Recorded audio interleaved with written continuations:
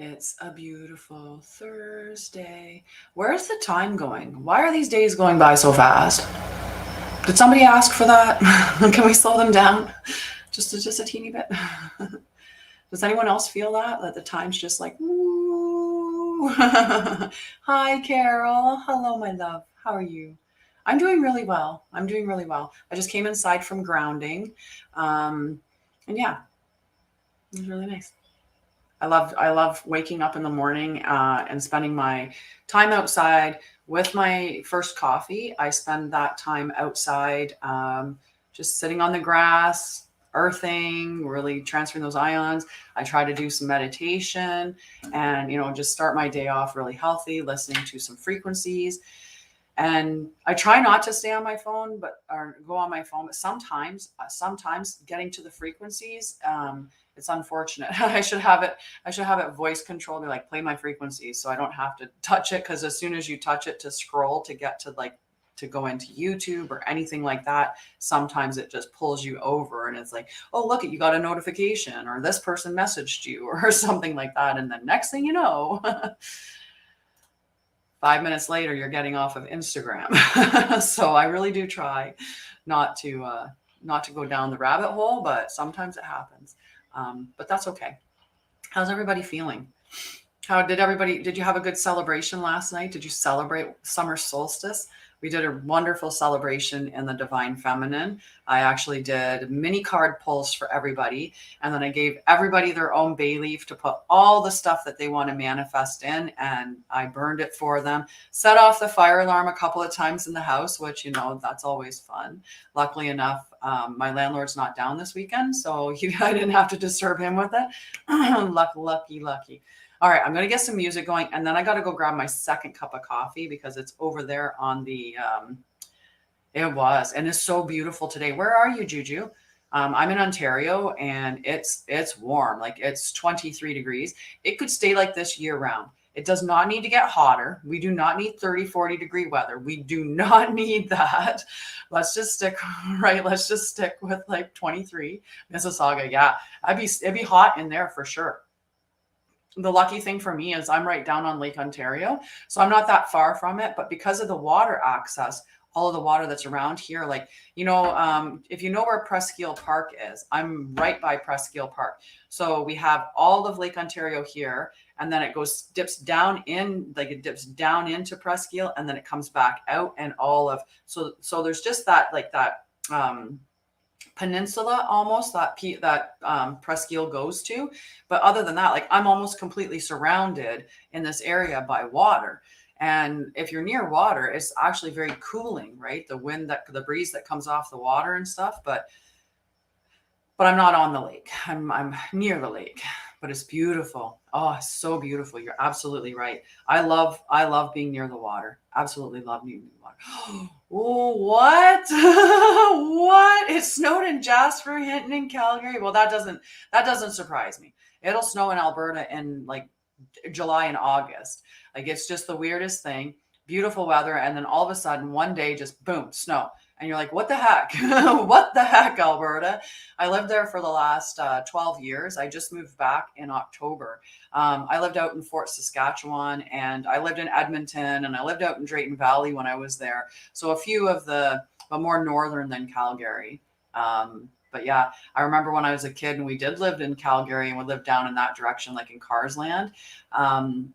When we lived down in those two areas, I remember the Chinooks that would come in, and all kinds of stuff like that. It's just really, really interesting, very interesting weather systems that go through Alberta for sure. Oh, that's cool. This one, I wish it was free, but I don't know if it is. So let's just look for royalty free. Yeah, where you live, your favorite brunette?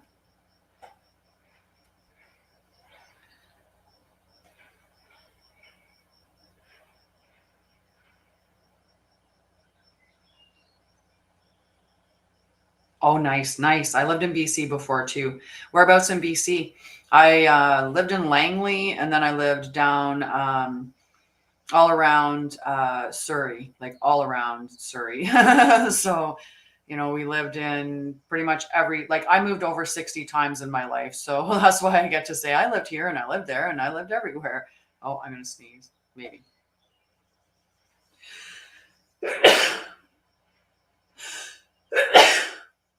Excuse me. Excuse me. All righty. What do we want to listen to? Let's raise our vibrations. Let's see what free,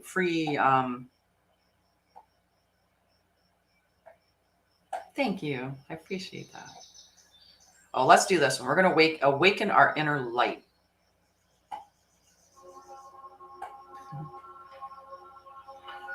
All right. So let me get my coffee and then we'll do some cards as soon as I get back. Just share it out. I haven't even shared it yet, so I'm kind of behind it. Or and listen to the birds. I have all my windows open, which is, there's so many birds here. It's just beautiful. It's beautiful. So listen to the birds. I'm gonna go get my coffee, and I'll be right back. I'm also going to, while I'm thinking of it, put my ice packs back in the freezer.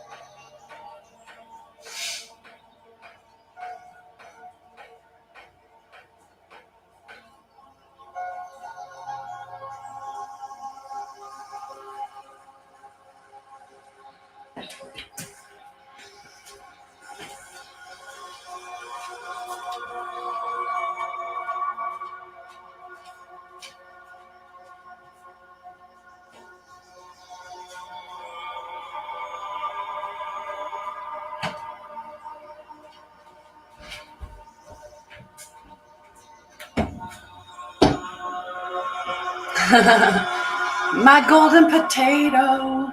Yeah, I forgot. I didn't even push the button. I thought I made it, but I didn't. I just left it there.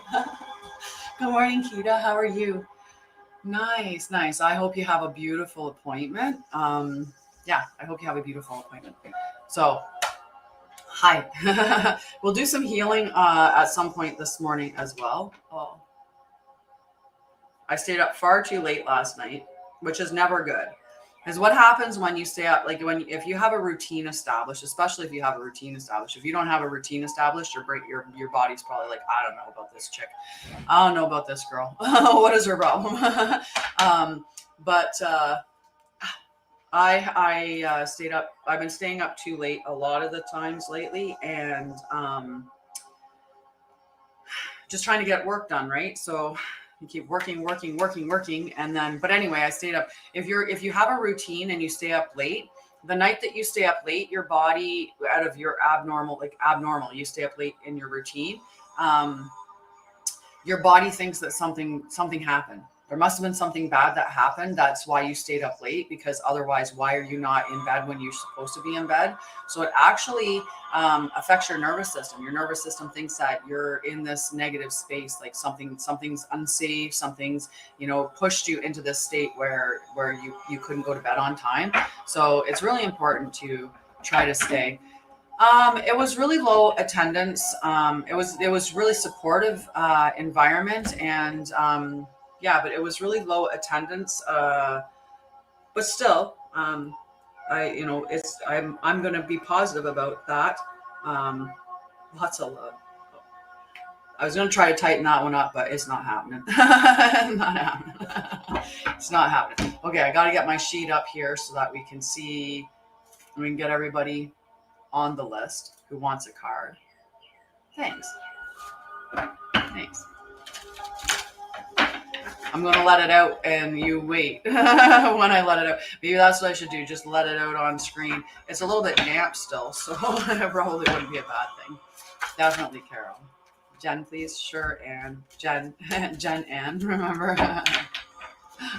All right, and I got to share. Okay, sharing is caring, so I have to make sure that I'm leading by example. So I'm going to share it out to people as well. More of these. There we go. We got it to those.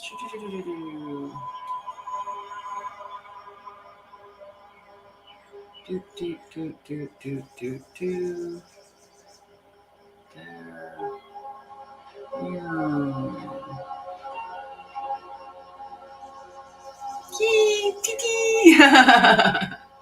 Every time, right, girls? Every time. And boys. I don't know if there's boys on there right now, but definitely. Oh, so.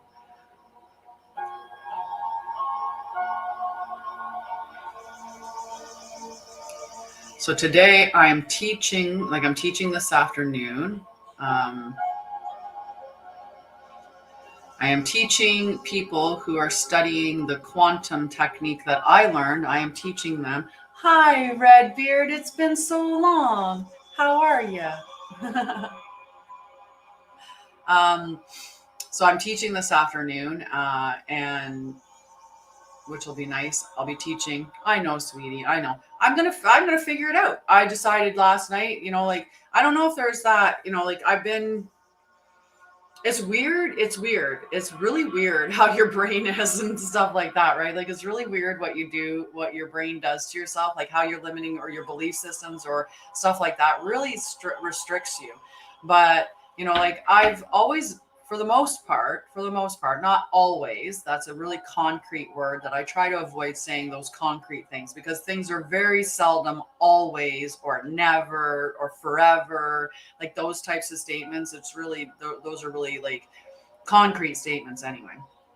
So, but for a lot of my life, I was the breadwinner. I was the one that made all the money and took care of the home financially as well. Like I took care of the home.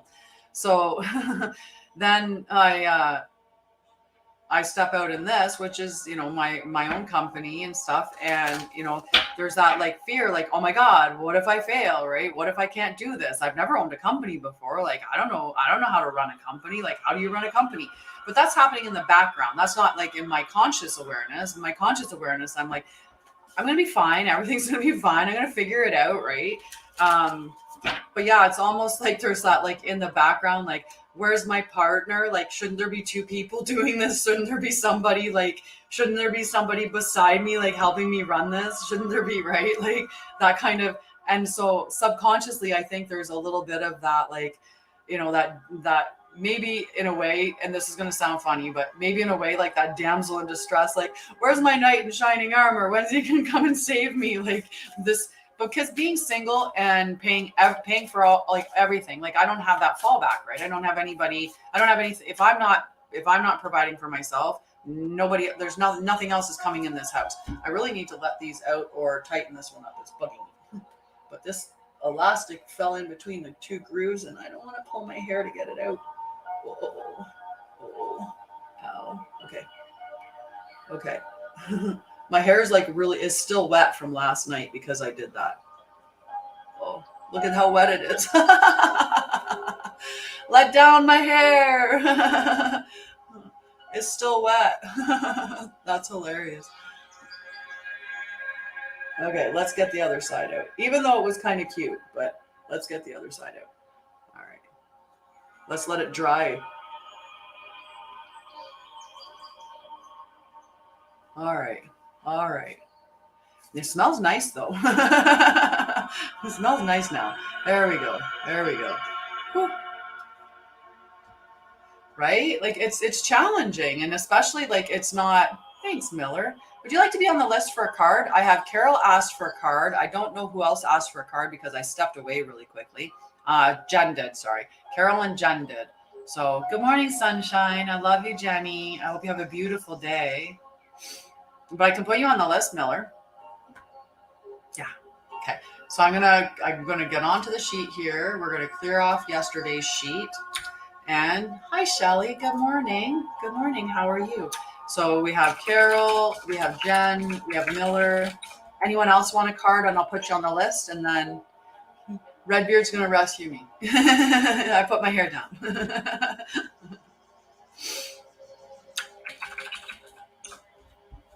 Right, and I'll take applications for a sugar daddy, but there's no sexual favors, none of that. You can just pay my bills, and I'll help you with your mental health. Right? I'll help you heal your trauma. I'll send you beautiful healing energy, but you know, we'll just leave it at that. Is that like a sugar buddy? Joanne, I'm gonna put you on the list. I saw you come in there. I'm cheeky today. I am cheeky today. So I appreciate you guys doing the likes and sharing. Hi, Kaylee. For real is here. I like that. For real. Gotta be real, right? It's my favorite thing. If you're not being real, then you'll get fake love for a false you. It's the way it is. Just happy life. Nice. All right, let's see. So for Carol, we have house 12. House 12 is all about spirituality, transcendence, karma, sacrificial service, and healing. So a lot of time, oh, and I got to show you the bottom card too. This was the other card that fell out, which is house 10. So yeah, no. No. We're not doing, no. No. And I know you're being cheeky too, Carol. He just showed, hi, Ricky. How are you? Hi, Jess. Definitely, Shelly. I got you on the list, love. I got you on the list. So far, my list is Carol, Jen, Miller, Shelly, Marion, and Joanne. So that's all on the list. If anyone else wants on the list, just drop your. And it was like Beetlejuice, because then right away I got, hello, Tanya. Hi. Like, so you got house 12, which is the house of Pisces, actually. That's not cool. Hi, Amanda. How are you? That's like, I think my stomach just curled. So after I said morning, Ricky, Carol said morning, Ricky. So I passed that on. She said good morning, Ricky, actually, which is better. Sending a good morning to you. Hi, I'm glad you're well. I missed you last night in the ceremony, in the solstice ceremony. It would have been fun. I'm doing well. Okay, so Carol, you got house 12. So house 12 is the house of Pisces, and this is all about spirituality and transcendence and healing and doing all of that stuff. And house 10 is, well, the house that is for, thank you, too cute, is for Capricorn. So this is like the daddy house. This is daddy's house. This is all about your ambition, your achievement. It's structured, it's disciplined, it is methodical, like that forward motion and methodical process. So, and it's also your life mission. So I think that your life mission is this intersection, right, of going, when we go through, a lot of the time, when we go through our healing journey, we come out the other side and we open ourselves up. Or through our healing journey, we realize like we've got this, this innate ability to do something, and that we can turn around and shift and use it to help ourselves through, serving other people, whether that's, in a big level of servitude, or, like doing something like this, or we're just helping, like even within our family, we're helping to raise and help people in our family. And it could be that something comes up as like a side business, right? Something that, like this little, I'm going to help people in this capacity, doing these things that is around this in the spiritual realm, or based on what I came to through my healing journey. But the healing journey will be methodical, right? It is a step-by-step process. I do have really fast ways of helping people navigate through their healing journey. Whether that's, you know, like with the quantum healing that I'm doing now, it really does get rapid results much faster than if you did therapy. And well, if you did therapy and medications, you're not actually healing, you're just using bandages. Well, the medications for sure.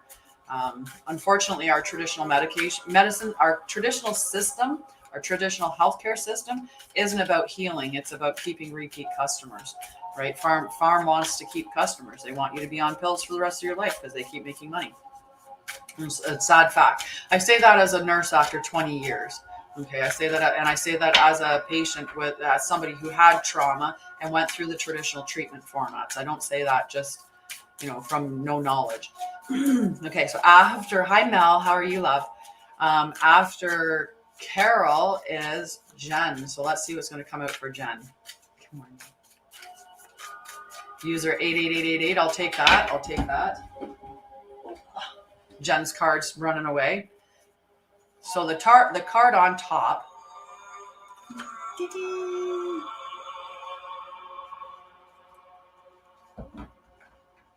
Right? That's really cool. That's really, really cool. Eat healthy, get some exercise, right? May I get, you definitely can. What would you like me to put your name down as? And just remember, you know, like I do readings, like I do full readings. I'm looking for Cute because Cute's been very generous with giving gifts and stuff. Did you want a card, Cute? You're welcome. You're welcome. Emily. I like your name. I've always liked the name Emily. So my biggest thing is healing. I have been, and Too Cute, do you have a name? I can put you down as Too Cute if you don't want to share, but if you have a name, it can be easier. No, your card was Ashley. I like the name Ashley too. Oh, if I spelled it the right direction. It almost became Shaylee. All right. So Neptune is about dreaming and your dreams and transcending. So on the bottom of the deck is the moon card, and the moon card's all about your emotions, right? That's what the moon is. When you look and see what your moon sign is, that's your moon sign is. That can give you a lot of information about how you show up emotionally or how you feel emotionally. So the moon is all about nurturing your emotions, right? And like nurturing yourself and others and satisfying your own emotional needs. And this, you know, the dreaming and transcending. So this is a big part together. So dreaming and Cancer, the sign of Cancer is governed by the moon. Like the planet that is the planet for Cancer is the moon. And it's really mom energy in Cancer, right? It's nurturing, it's protective, it's home, right? And whereas Capricorn's the dad energy, Cancer's the mom energy. So the moon governs Cancer, which is really cool that it governs your sign, but it's all about satisfying your emotional needs. Now, if you're stuck on, you know, on how to satisfy your emotional needs, or you're stuck on how to nurture yourself, pay attention to your dreams, because your dreams are going to be giving you lots of information about what you need. You can also ask before you go to sleep, you know, can you give me guidance or information about what I should be doing, you know, to nurture myself, or how I should be showing up for myself in a more authentic or better, healthier way. And then just pay attention to what your dreams are. And through paying attention to your dreams, you're going to transcend to a healthier space. Okay. So, and if you don't remember your dreams, I always like to say there's two things that can, one is if you're 420 friendly and you're chronic and you're ingesting THC, that will stop you from dreaming or remembering your dreams.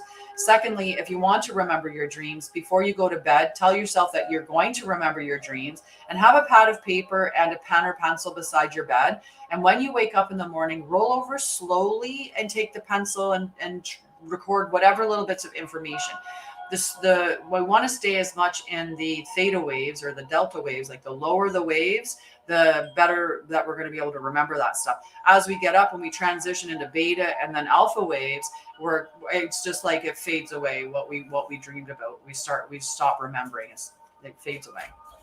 Okay, so pay attention to your dreams and nurture and heal yourself, and watch yourself transcend to the next level of whatever you're headed to, whatever you're on, wherever you're going.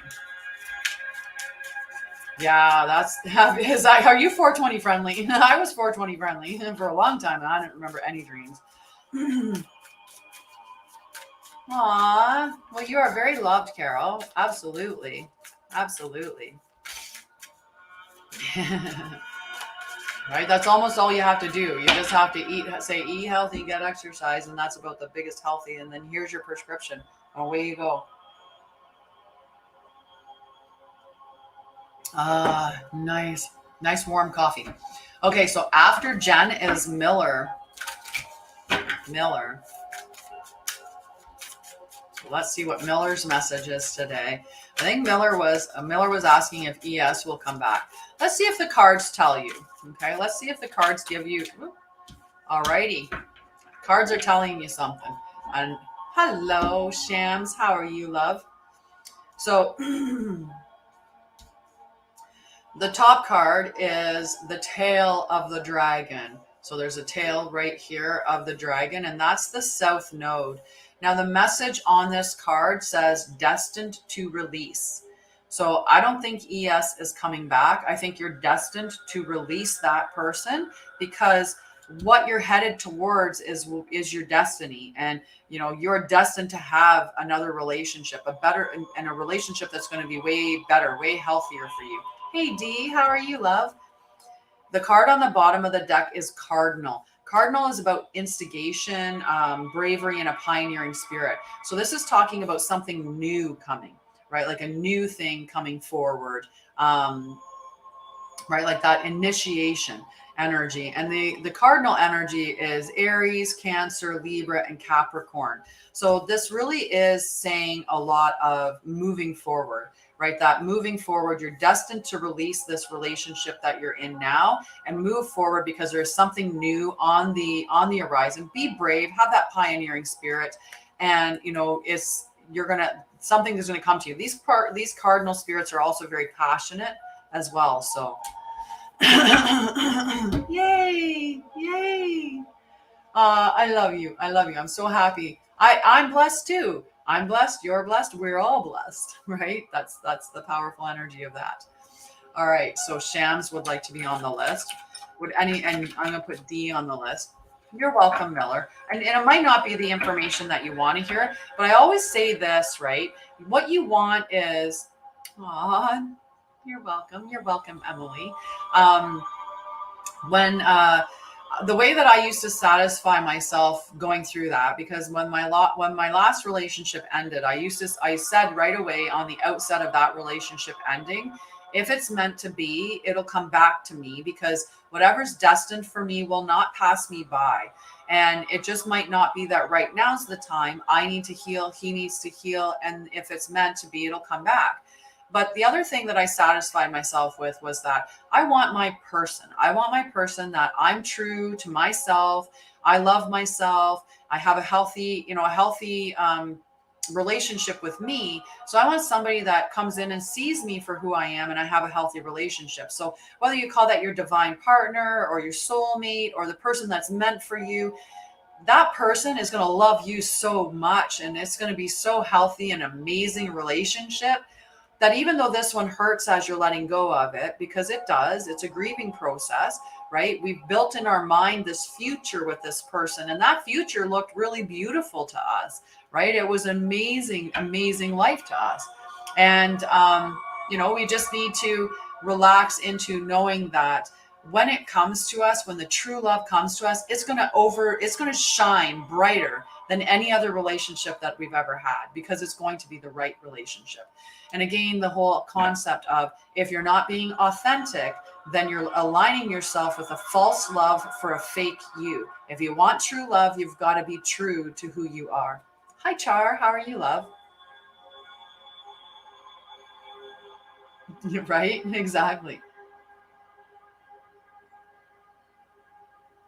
Aw, I love you. I love you. Thank you so much. Thank you so much. Right? Hi, Charla. And so if anyone wants to be on the list, we're doing cards this morning. We might do some healing for a little bit.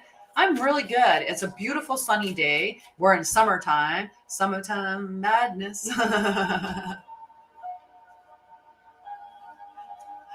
Me honest? Are you being honest? Yo, girls dream. I don't know what girls are dreaming when you're that kind of like when you're that weird. I'm sorry, but right.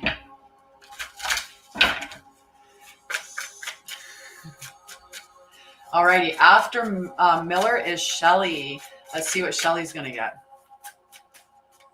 Oh, you just say there you go, Rochelle. You're on there. Done. That's easy.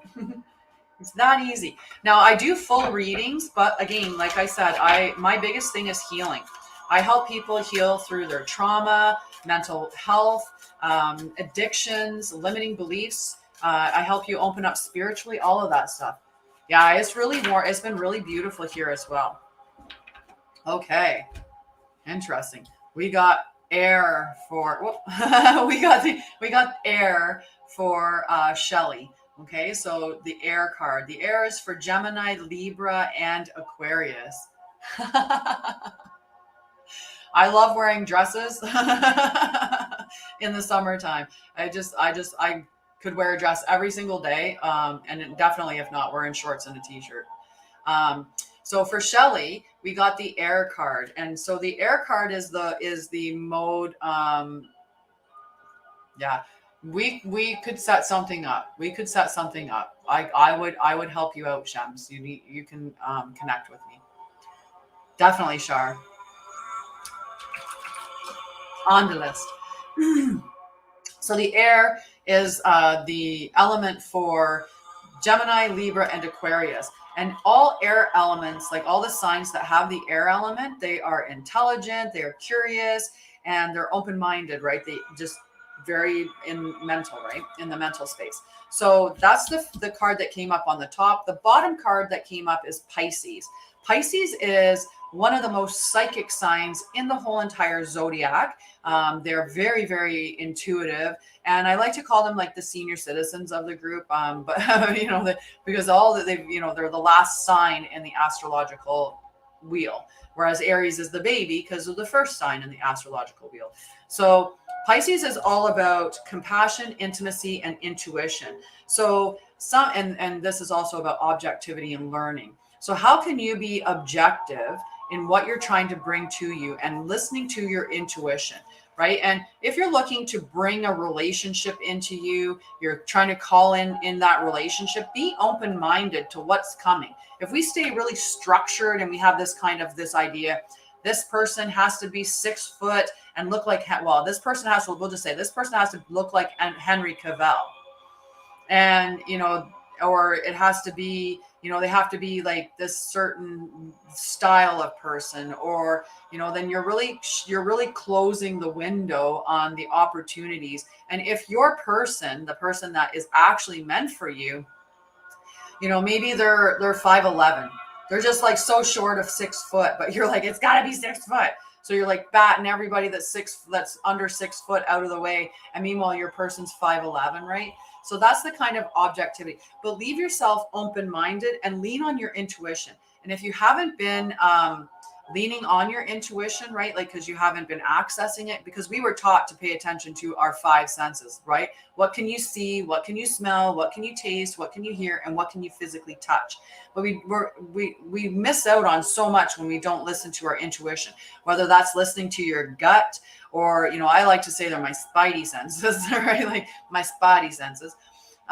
If you're not listening to, like, try to open up and listen to those, but be compassionate to yourself at this time, right? And compassion is good all the time, whether that's compassionate to yourself or compassionate to other people. I was on this because I said, like, I try not to go on my phone. I try not to go spiraling down and stay off of it. 5'8". I'm 5'8". I'm actually fairly like average. I'm taller than average for a girl. I think the average height for a girl is 5'6". Redbeard just asked me how tall I was.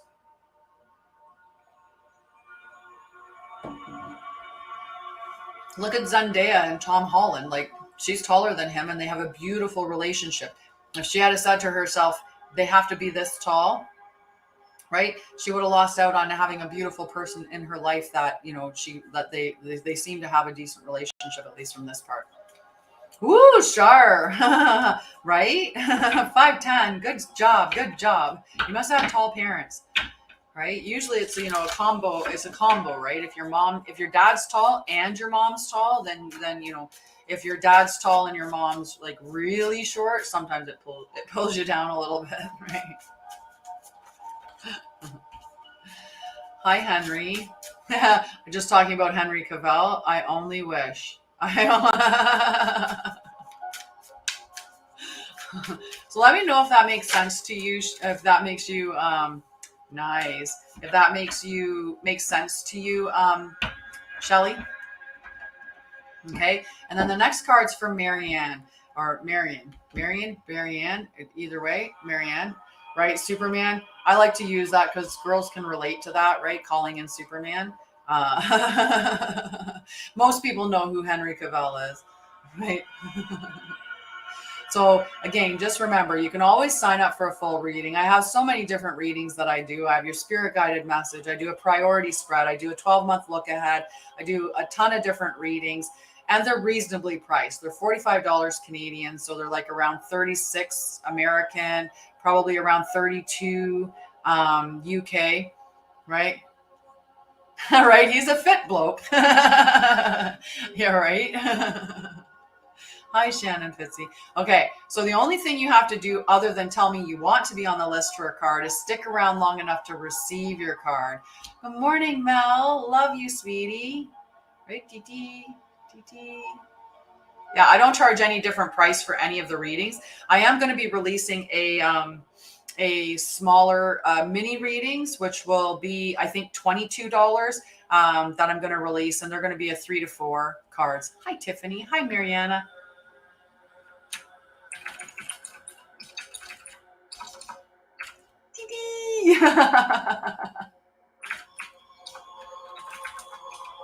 Aw, I love your daughter.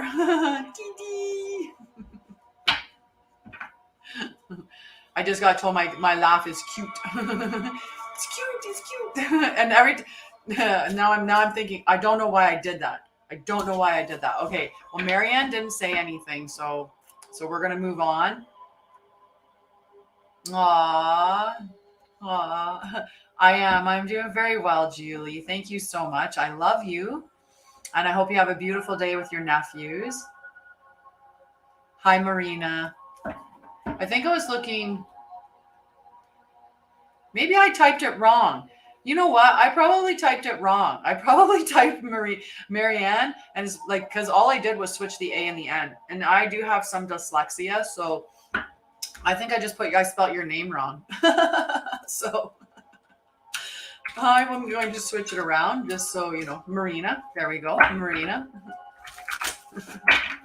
All right, Marina. Let's get your card then. Right? It's a beautiful environment. I love you guys.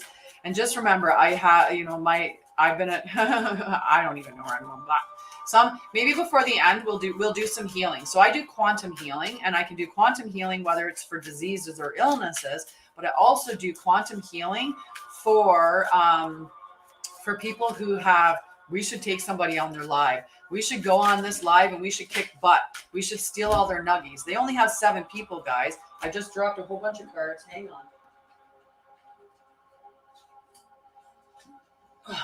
We're gonna do that. Hey, right before the end of the session today. Maybe we'll jump in and we'll go on an adventure, and we'll compete with somebody and we'll steal all their nuggies. Have a beautiful doctor's appointment. Let me know when you're out, and I'll hold your card until then. Okay, sweetie? We have such a great crew here. I love you guys. You're so wonderful and supportive for everybody, right? We just have this beautiful, loving collective. So I love you guys. I absolutely love you guys. Okay, so Marion. Hi, Mayuma. How are you, my friend? How are you doing? How's that cute little boy of yours? How's that cute little guy? So for Marion, we got fixed. So fixed is the mode for Taurus, Leo, Scorpio, and Aquarius. And fixed is this persistent, stable energy. It's also loyal and dependable. On the bottom of the deck is House 11. House 11 is the house. You have a beautiful, beautiful day, Mel. I wish you see blessings and miracles everywhere today, right? Blessings and miracles everywhere today. House 11 is the house of Aquarius. And house 11 is, I always think about this when I see this, is like birds of a feather stick together. So you've got some really dependable relationships that are showing up in your life right now. Then you're going to, if you haven't got those yet, you are going to be moving into a space where you're going to start finding like really like-minded people. And those like-minded people may propel you into a space of where you're going to be helping others, which is always, you know, beautiful. The more that when we give, we receive, especially when we give without conditions, right? When you're giving with the whole point of wanting to get something back in return. Yay. Hello, Clutterbuck. I think it's been a while since you've been here, my love, but happy summer solstice. Good morning. Good morning. When you're, I have to pull my hair forward. I keep leaning on it. Keep leaning on it. That's the only thing with having the long hair. Look how long it is. It's almost to my butt. Almost. I haven't had my hair this long since I was 9. And when I was 9, I fell off my bike and had a concussion, almost died because it ended up being a blood clot, and I had to have surgery. So they shaved the whole side of my head and then I cut my hair after that because it would be a long time to grow hair that had been shaved all the way back down to your butt. So I just figured I might as well cut my hair and give it a little bit of a, you know, let it get closer. So let me know, Marianne, if that kind of resonates with you, that you feel like you're moving into this space, or, I mean, at least it may not resonate because it could be that you're moving into that. Good morning, Irvi. How are you, love? That you're moving into that space where you're going to have these like-minded friends that are going to be really stable and dependable, that you can rely upon, right? And you know, that they're dependable, right? Like, I think it's a beautiful thing to have coming towards you as well, right? Whether it's there yet, and maybe it's something that you just started in and you're like, I started meeting these people. They seem like they really gel with me, right? It feels really good. I like it. And maybe it's here with us. We could be the like-minded people that you're seeking, right? Hi, Jode. Shabagato. Whoa. Okay, I can't give that card because I was talking about Joe.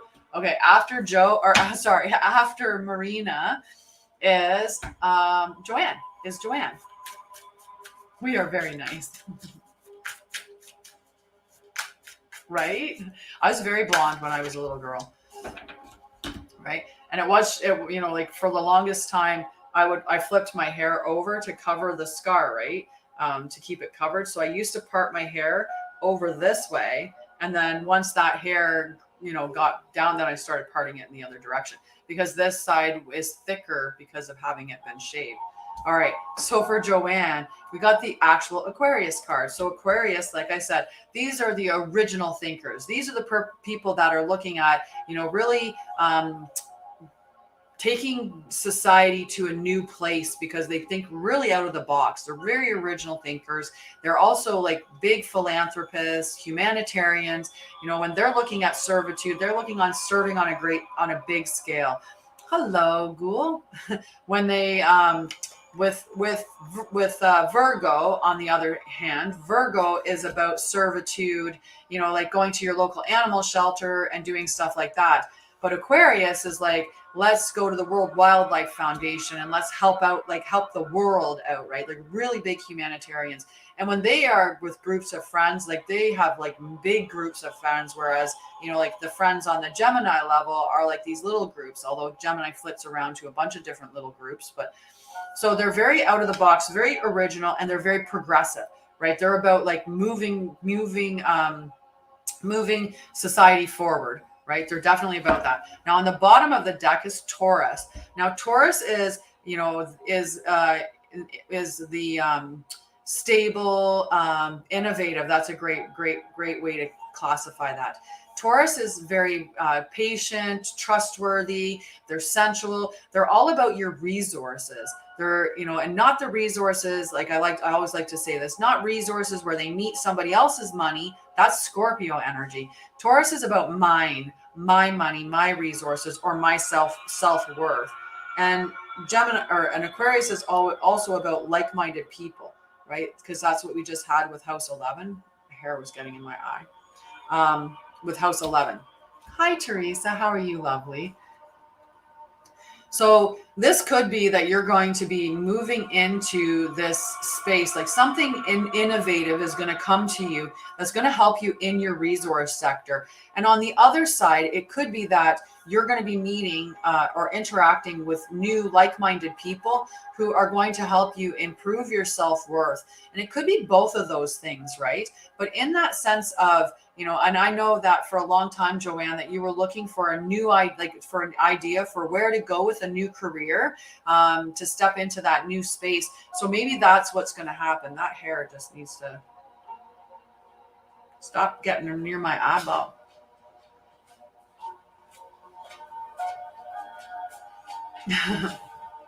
Right. So there could be this really big innovative idea that's going to come to you, that's going to help you financially step into your worth, and just trust the process. Trust the process, and just be patient, right? But something's coming to you, whether that, like, I feel this is like a really innovative idea that you're going to be like, that's what I'm going to do. That's what I'm going to do to make my mark. And it's going to be financially abundant for you. It's going to bring financial resources to you. Okay. We got to 10K. Way to go, ladies and men. Way to go. Fantastic. Right? All right. So after Joanne is Amanda, but Amanda zipped into her doctor's appointment. So I'm going to hold the card until Amanda comes back. I do have to put Mayuma on the list because I know Mayuma would want a card. And anybody else that wants a card, let me know. At this point, I have Amanda, but Amanda, I'm going to hold, like I said, I'm going to hold her card for a minute. So I have Ashley, Shams, Dee, Rochelle, Shar, Tiffany, Mariana, Mayuma, and I'm going to have Amanda, next Amanda, Amanda, and I'm going to put Ghoul on there just so I keep you separated from the other Amanda, although I think the position on the list would probably keep me straight too, but let's just make sure. Let's make sure. I am very well, Teresa. I'm very well. I did my grounding outside. I meditated for all of like 4 minutes because I ended up doing a reel this morning because it just came. I started meditating. I probably meditated for about, I don't know, less than 10 minutes anyway, because I started meditating. And then when I'm meditating, I'll get like this like inspiration. So I was sitting out there on the grass and I threw the music on and started meditating. And then it was like, oh, I need to do a reel about nursing, right? About nursing. So I did this reel on the fact that working in the healthcare system is traumatizing to the staff members that work there. And I spoke specifically about nurses, but it goes across the board, whether you're a PSW, whether you're a full-fledged RN, an RPN, whatever, it doesn't matter. If you're in the healthcare field, even the cleaners can get traumatized with what they see, or, doctors can get traumatized. All right. You have a beautiful day, Shar. I love you. Medical admin, right? Even you, like the stuff that you witness in the healthcare industry can be very, very traumatizing, right? And a lot of people leave from burnout. And I talked about how I love you, Shar. I hope you have a beautiful day. Really beautiful day. When, like whether it's something that you see, right? Whether it's the actual trauma that's occurred to somebody that you're witnessing, or it's the emotional response of their family, that can be traumatizing too. Like somebody like just wailing, or the death of a child, or the death of, like death is can be very traumatizing.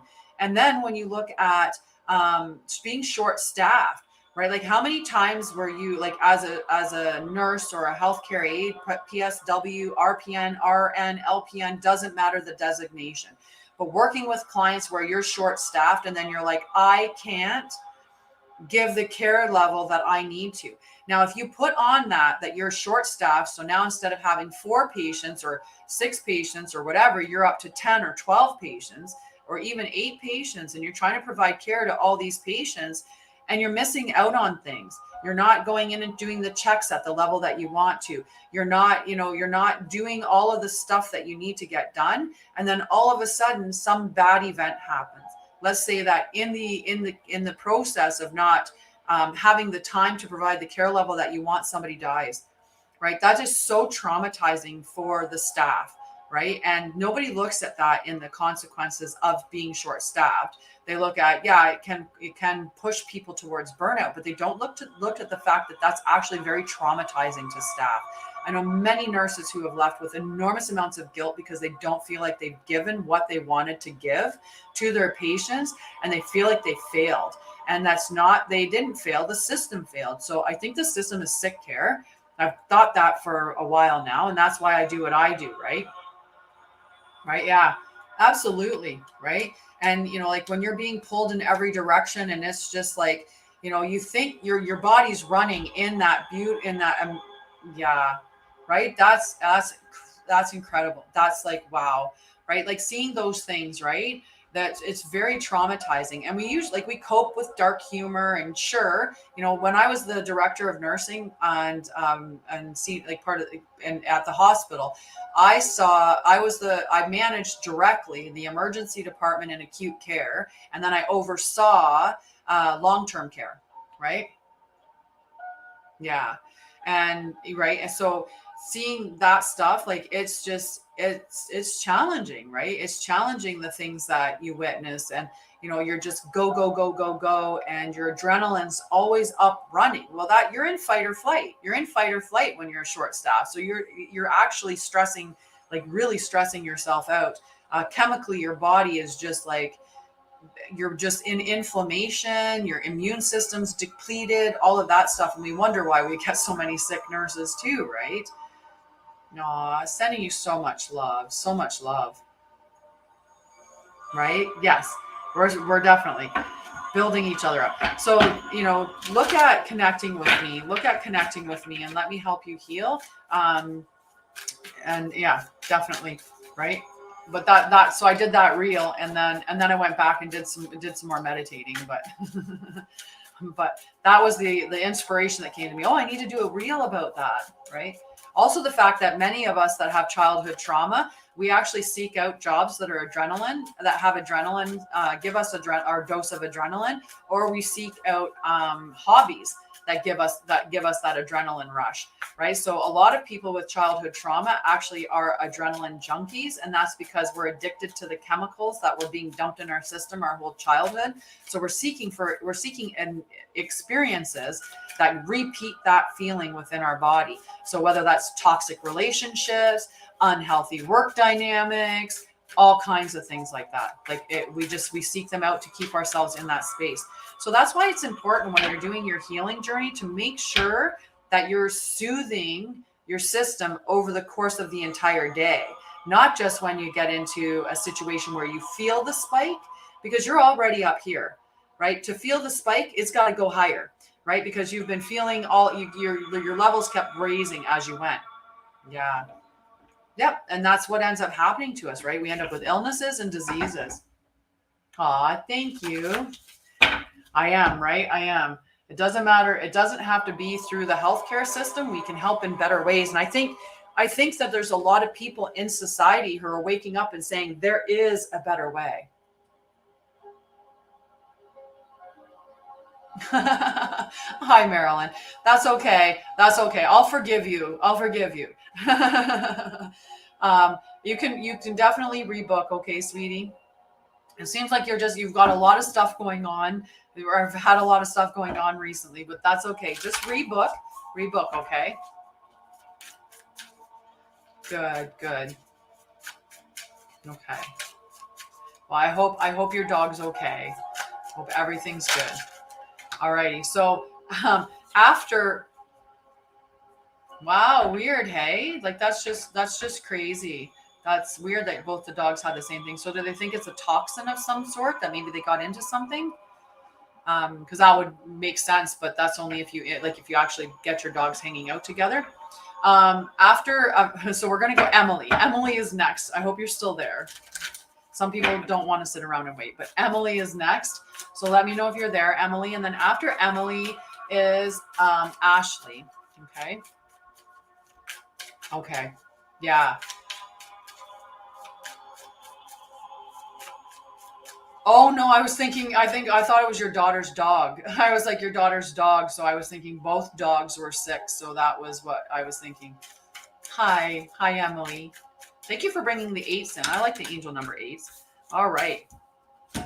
Well, I'm going to give you both these cards. Normally I go with what the bottom card is on the deck, but I'm going to go with these 2 cards that came out. So the Sun is all about your self-expression and about embodying truth. So the Sun is the planet that oversees is the planet that oversees Leo. So it's very charismatic energy. It is playful, it's creative energy, it's all of those things with it, but it's embodying yourself, right? Like Leo stands tall and proud with who they are. They're like, I'm the lion. I'm okay with being I'm proud. Look at my mane, right? I should be Leo with all the hair that I have, but I'm not. So this is all about embodying your truth. The other card that came up, and this was the card that was on top, was the Yin card. So the Yin card is the divine feminine energy. It's the energy of receptivity. So it's about your intuition. It's about trust, patience, spirituality, and receptivity. So this is about embodying your truth, standing in your light, shining that light brightly, and knowing that it's okay to do that. And don't let anyone tell you to dim down. Hi, Tanya. Pisces. I'm Sagittarius. We can be fire and water together. I like that. I'll take it. So Yin is the element for, might as well call it the element, is the element for the earth and water signs. So Taurus, Cancer, Virgo, Scorpio, Capricorn, and Pisces are all the feminine signs, which means that they're more about receiving and they're more spiritual than, the other signs, which are more masculine, and they are more about going and doing. Like they're very much like, let's get this. Let's go get our stuff, and having passion and bravery, right? So the fire and air signs are the masculine. The earth and water signs are the yin signs. So this is about being open, expressing your truth, stepping into your light, embodying everything that you are, and allowing things like leaning into your intuition and knowing that, just leaning into that intuition and being open to receive. It's not about going out and grabbing what you want. It's just being open to receive and allowing things to come to you and then agreeing whether you want them or not. When we're in that divine feminine, it's not about just surrendering and people just giving us stuff and us having no say. We still have the say, but we wait for it to come to us, and we decide whether we want to receive what's coming or not. So that's the energy that you need to step in. Okay. Hi there, Shauna Lita. How are you, love? How are you? So after Emily is Ashley. Okay. You're welcome. You're welcome. I love that. It's beautiful energy for you, right? Shine bright, and do not let anyone tell you, no one tell you to dim your light. Those are not good people. Anyone that wants to tear you down or bring you back from being you. Nice. Oh, I wish you very, very much good luck for that.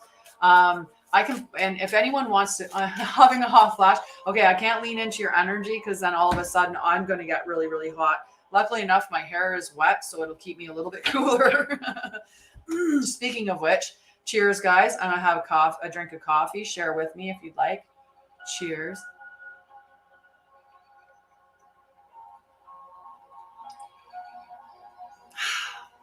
Yeah, I pick up other people's energy a lot, and if I lean into somebody's energy that's hot, all of a sudden I'll just be like, oh my God, who brought the heat? And then you see me sitting here just fanning myself. I have a couple of different things that happen with my energy. Nice. Cheers, Mayuma. Cheers. Aw. Okay, so anybody else want to be on the list for a card? The next one is Ashley. Okay, so let me know if Ashley, if you're there. After Ashley is Shams. Shams, let me know if you're still there, sweetie. And then after Shams, Anita, I need a chicken man. I need my Anita. I miss Anita. I miss Anita. Definitely, Tanya.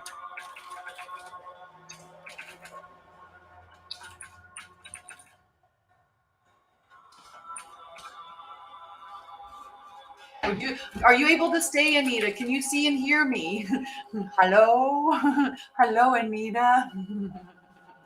Hi, Priyanka. How are you? Okay, Sham's card. Sham's here. I didn't see Ashley come up, so we're gonna go with Priyanka. We're gonna go with Shams. Sorry, we're gonna go with Shams. I love Strider. Strider's so sweet. Yay! Yay! All right, Shams. Woo! Shams, I hope you're ready. I hope you're ready because you are going to be going through a spiritual awakening and it is going to be a radical change for you. You're going to welcome whatever is coming. Now, that doesn't mean like spiritual awakenings because you got Uranus, which is speaking of radical change. So radical change is coming.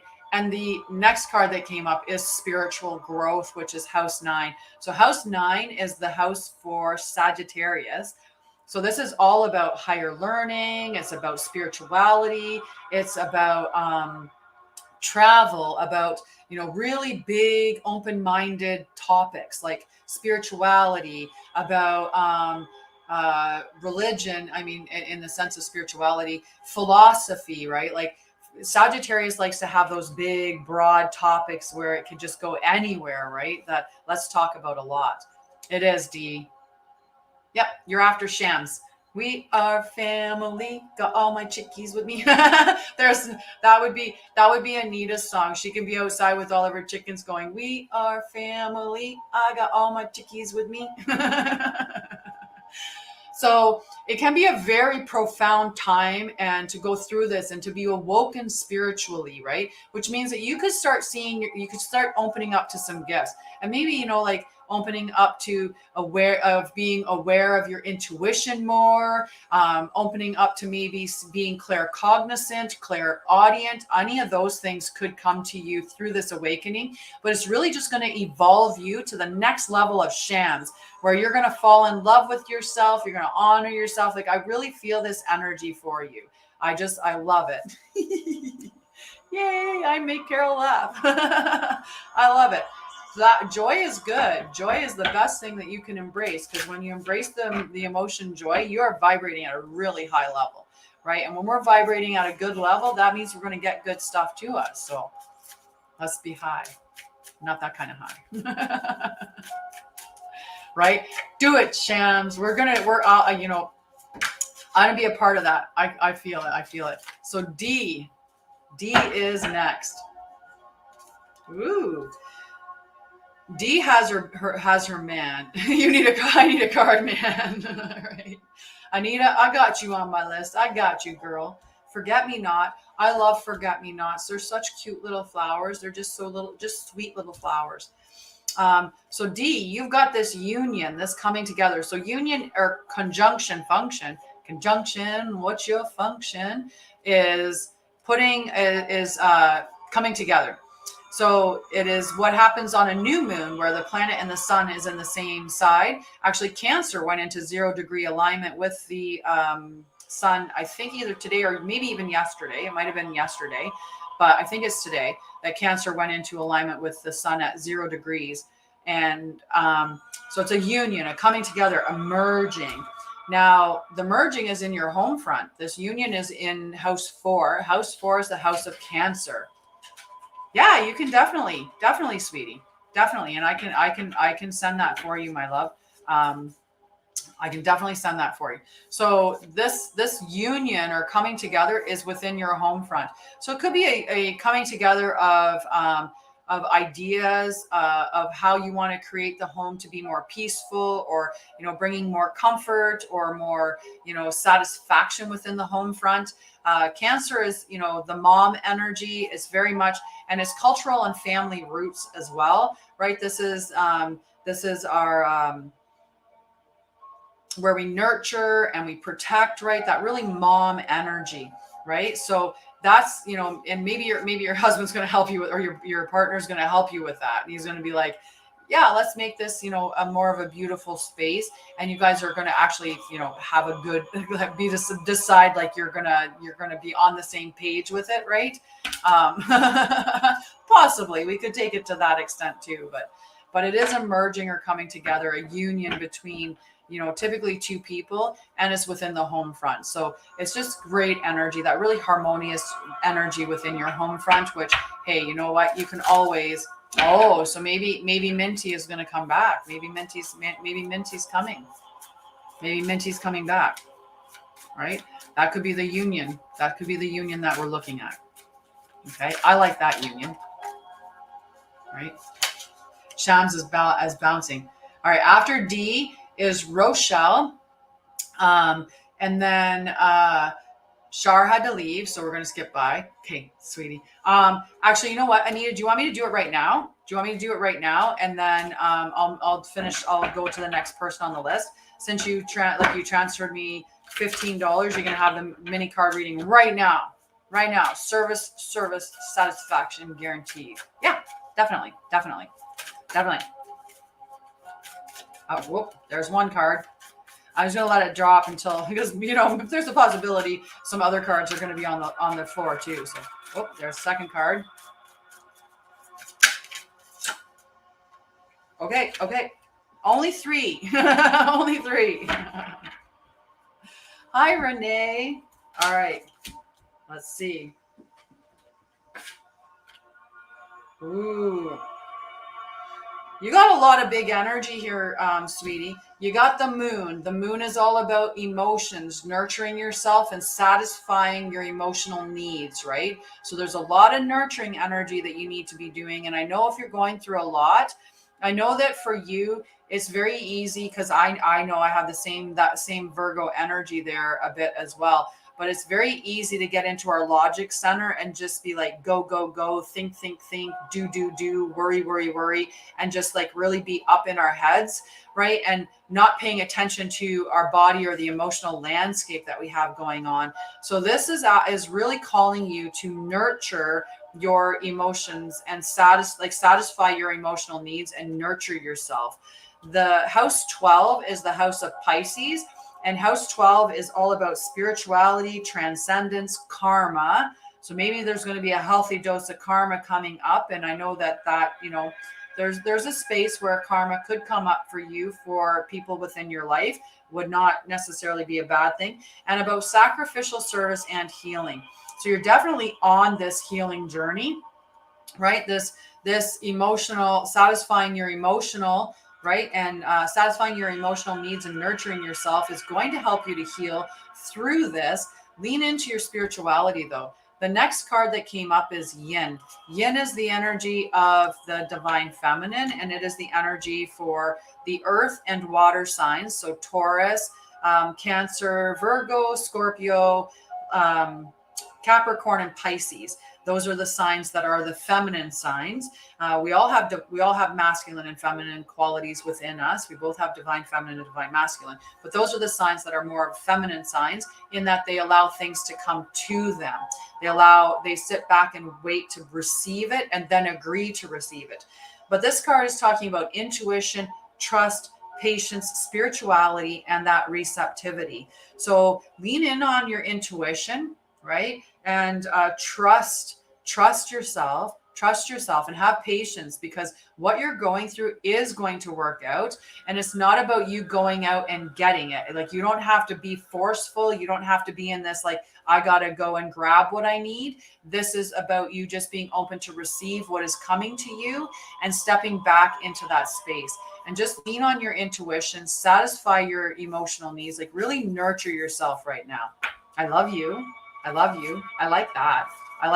And for the bonus, The bottom of the deck is water, right? So water is, again, spirituality, emotions, intuition, and compassion. This is a very emotional, feminine energy that's coming through here. So definitely be compassionate towards yourself.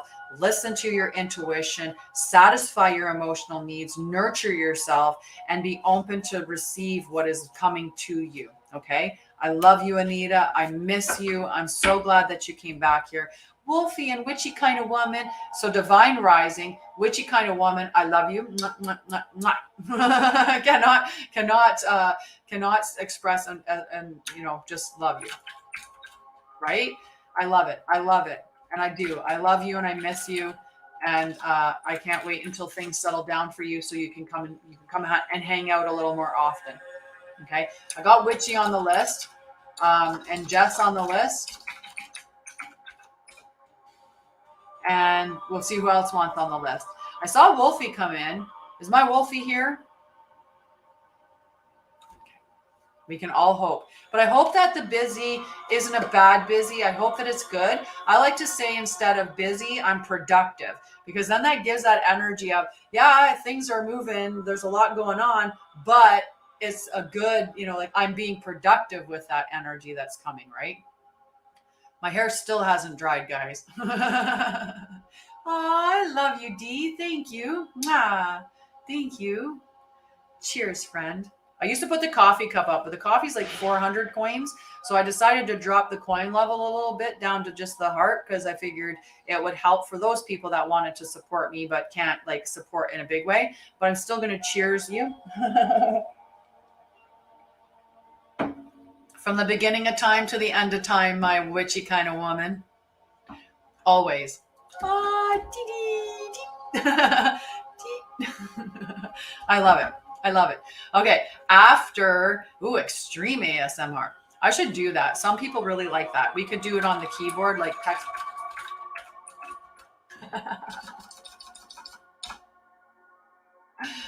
All right. So after,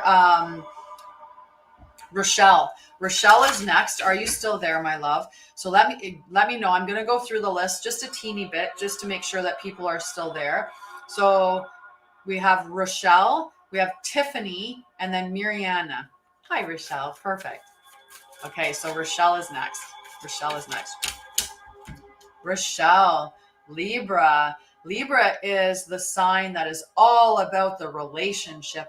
And it's about balance and harmony, justice, all of those things. Libra loves beauty. So if you're around a Libra, Libras themselves will make sure that they look good. They'll make sure their environment looks good. They really like beauty. Well, now I'm really going to have a sip of coffee. Cheers, love.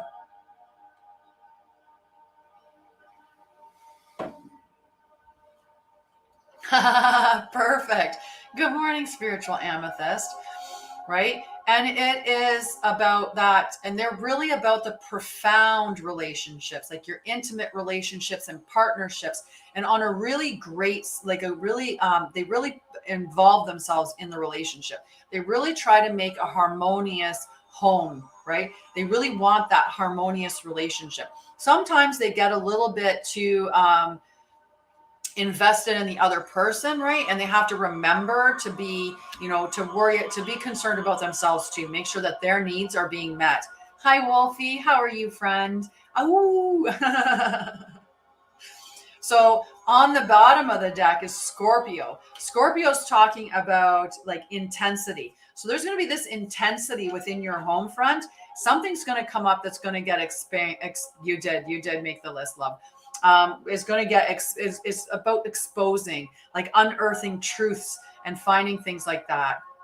Yeah. Aw, that is sad, right? Right. I very much, I have that energy of if you just communicate. My thing is always just communicate. Nothing stops anybody from communicating, but it really upsets me when people just don't, right? Oh, hang on. So there's going to be a purging and a renewing. Now, this doesn't necessarily mean that it's your intimate relationship. This could be a partnership that you have in your life in some aspect. This could be a really close friendship that you have where you've just, like, say a friend, you find out a friend's lying to you and you're like, no, we don't do that here. So you remove that friend from your life only to open up the space to have a friend step in that is going to be true, that is going to be, the person that you need, like the type of friendship that you need, right? It's going to open you up to receive something even better. All right. So it doesn't have to be your intimate relationship. It could be something in that realm of like a partnership or a friendship, right? Hi, Mandeep.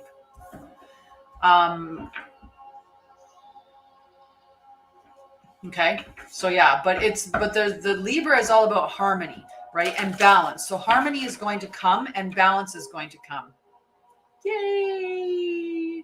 I'm excited for you. I'm so excited for you. I was thinking something, my brain went, yeah. So, and that's the thing, right? If somebody, so I have this big thing about communication, right? I have been ghosted by a guy that said he loved me and then just stopped talking to me before my birthday. I've been ghosted by a client where there was nothing going on. It was a great relationship. And then she just all of a sudden just didn't book another session and didn't communicate as to why. Like, if there was something that happened that I did that was wrong, tell me it was wrong.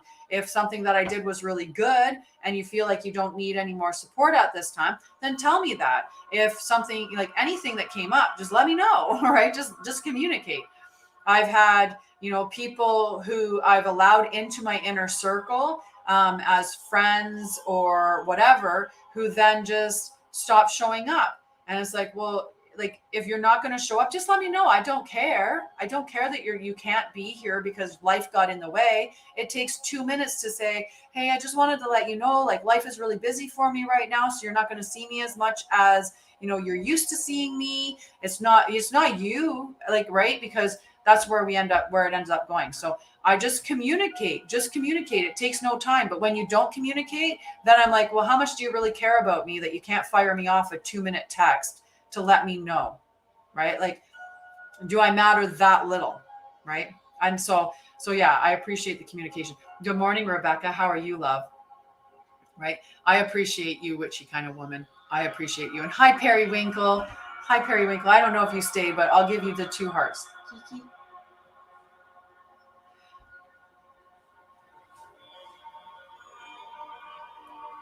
And Mandeep, I can put you on the list for a card if you want, right? When people show you who they are, believe them. That's one of my favorite sayings too. When people show you who they are, believe them, right? And accept people where they're at. Because a lot of times we get into relationships with the potential somebody has. Don't be in a relationship with somebody for their potential, right? Accept them unconditionally as who they are at this moment. And if they grow, great. It'd be more beneficial to say, I accept you where you are at. I love you unconditionally. And if you decide to grow, like, I'm going to grow, or not if you decide to grow, I'm growth oriented. So I want to meet somebody that's growth oriented.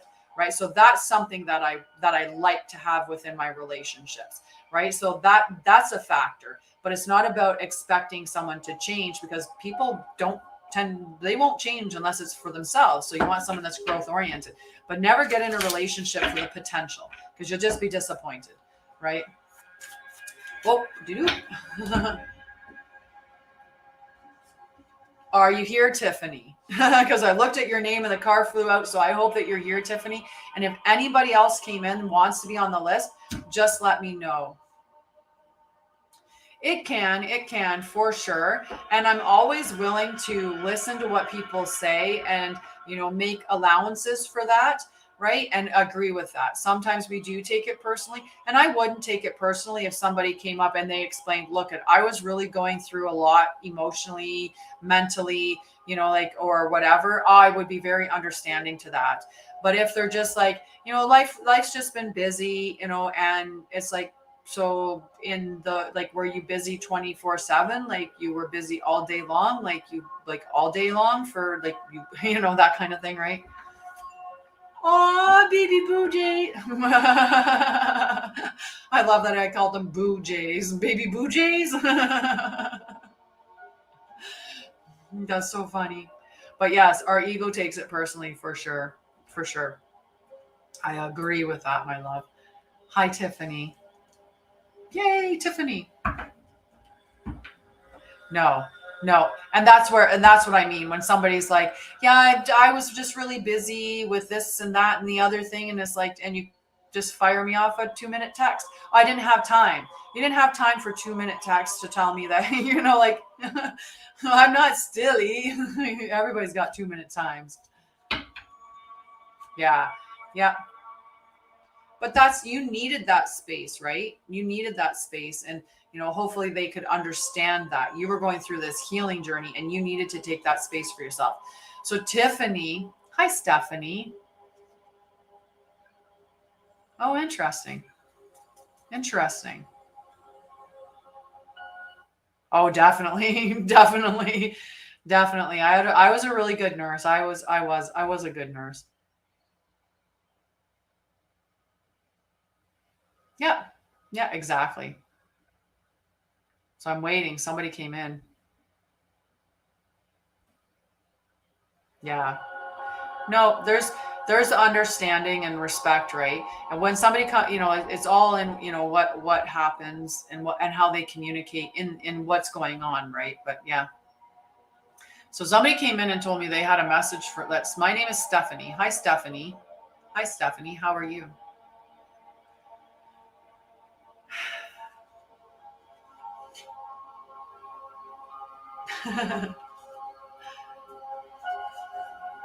Do something to change it. Do something to change it, friend. Do something to change it. Right? You're amazing. Good, good. So, did they have a message for me, or did they just tell you your father figure, or my father figure? He told you to come here. Was it your father figure? Because that's okay. I'll take that too, right? Your father can direct you. Because I'm like my father. My one father's alive. My stepdad, who was like a bit of a, but anyway, I've forgiven that situation. Um, I've forgiven all the terrible things that he did to me. But he stepped in and communicated with me the other day, and I know that he is really apologetic for what he did to me in his human form. But I understand we sign up for these experiences. So the card that came up for you, yeah, yeah, I know he's sorry. He's told me that he stepped in, like, I think it was last week, wasn't it, ladies, when he came and saw me? Like, I don't know if he feels like I didn't acknowledge that, but I totally acknowledged him. I feel like I did in the live, guys. I feel like I did. So this is for Tiffany. So Tiffany, you got house 10. House 10 is the house of Capricorn.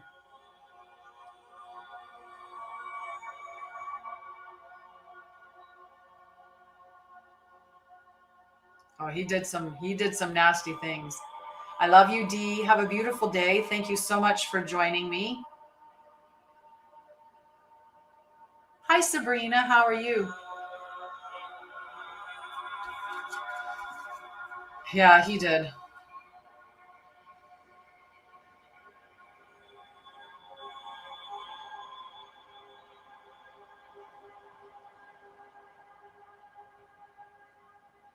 Aw, thanks, Sabrina. I like your energy too. I like your smile. It's a beautiful picture. Such a good smile. So, house 10 is the house of Capricorn. It's about structure, discipline, your life mission, accomplishments, and your career. So, if you're not in the career that you want to be in yet, right? If you're looking to find out what your mission is in life, you've got the bottom of the deck card, which is yin. And yin is that divine feminine energy that I've been talking about tonight. And that's about stepping into that space of receptivity and your intuition. So really surrendering to acknowledging acknowledging the information that you're feeling within the world. Like, what is coming up that's guiding you in these ways, right? What is your gut telling you? Aw, I don't know what it would be. I don't have anything for my grandmother except for like genetics, except for maybe genetics. Um,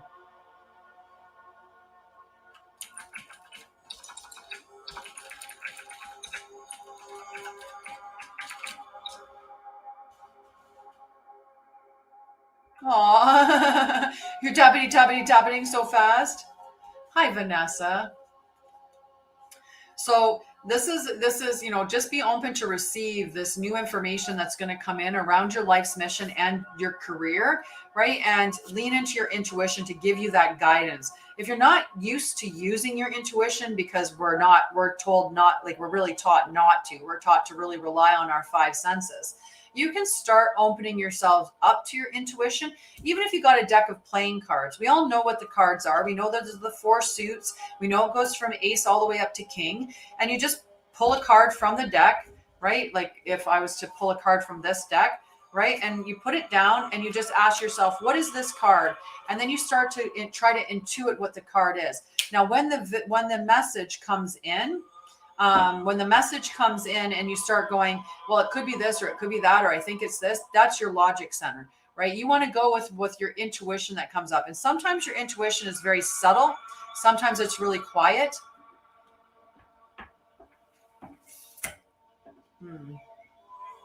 I don't know. I moved around over 60 times in my lifetime.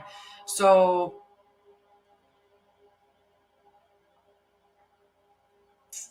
my grandma, both my grandmas are dead. So it could be both of them. My great grandmother likes to pop in, and she's a strong little feisty little lady.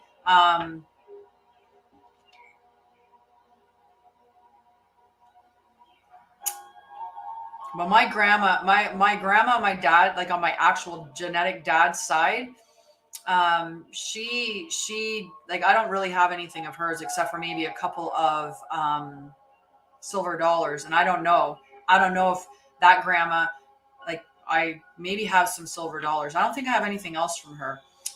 Oh yeah, it was crazy for sure. I moved 6 times this past year. That's probably my great grandma. I don't have anything of my great grandma's except for like ancestry. My great grandma, I don't know when I met her. I might have met her when I was a very small child or baby. But I don't have memories of knowing my great grandmother. But she's a native woman. She's full native, and she's a feisty little lady. And my grandma on my mom's side, she had a lot of trauma, and she caused a lot of trauma when she was here. But I don't think it's her stepping in. My feelings aren't that. But I could see it being my grandma. Eldora is her name. Eldora. Maybe I have her name. Maybe I have maybe her middle name was Jean. That's a possibility. And that's maybe what I have.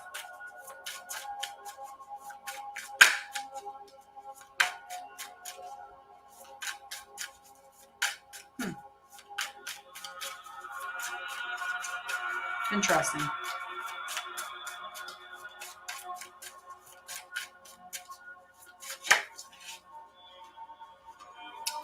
That would be my grandma Baldwin. My grandma Baldwin was probably like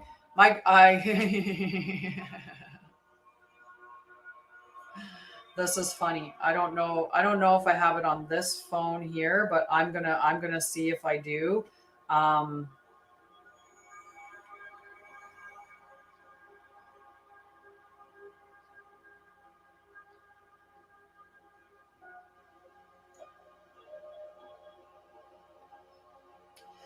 My grandma was like 4 foot, not like, she was like your size. She was she was like your size, witchy kind of woman, but she was not like skinny. She wasn't like big though. My grandma Johnson, she was taller. And her name was Doreen. I'm looking on here because I might.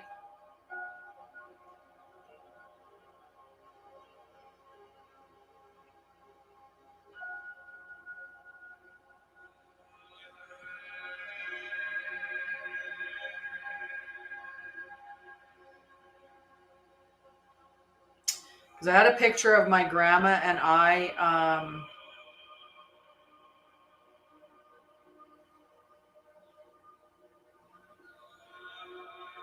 Yeah, maybe not anymore. I don't know.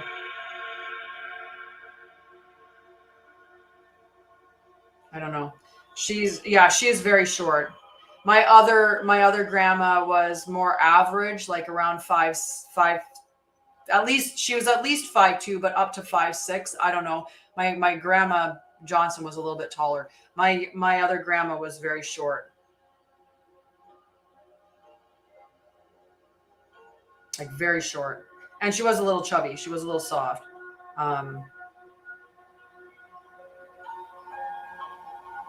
I was hoping I could find the picture without too much difficulty, but I'm not seeing it.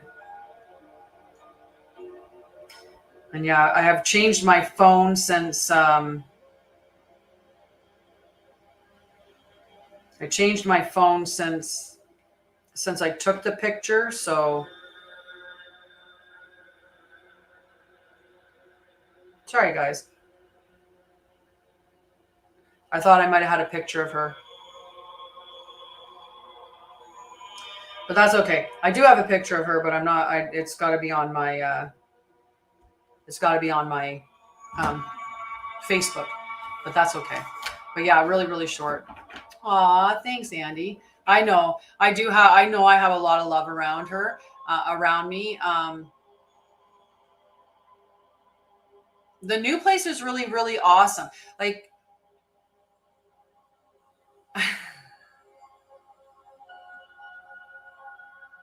nice. Hello, Judy. I'm in Canada too. And hi, Anthony. Hi, Anthony. Hmm. Yeah, I don't have a lot of like amazing memories with my grandmas. Hi, Diana. I don't have my grandmother on my mom's side was a B, a big B. She was not a good person. She was very nasty. She was very abusive to my mom. She was an alcoholic. She was a smoker. Like she smoked and drank, and like she was just a nasty woman.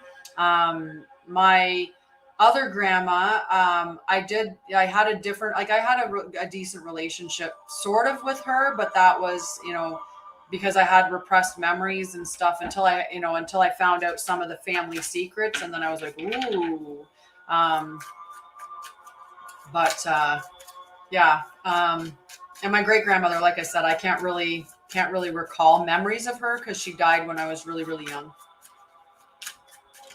She was. She was a super bee. Super bee.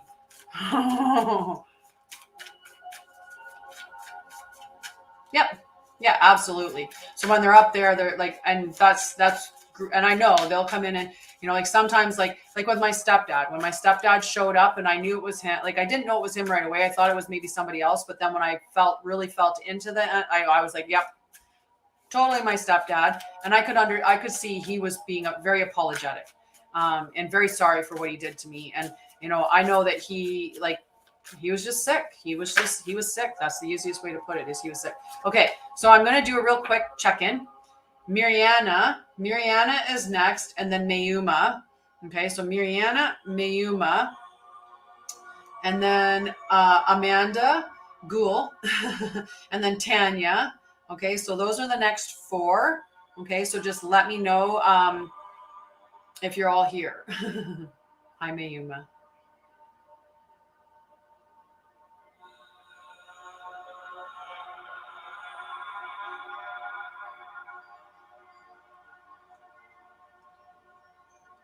Hi.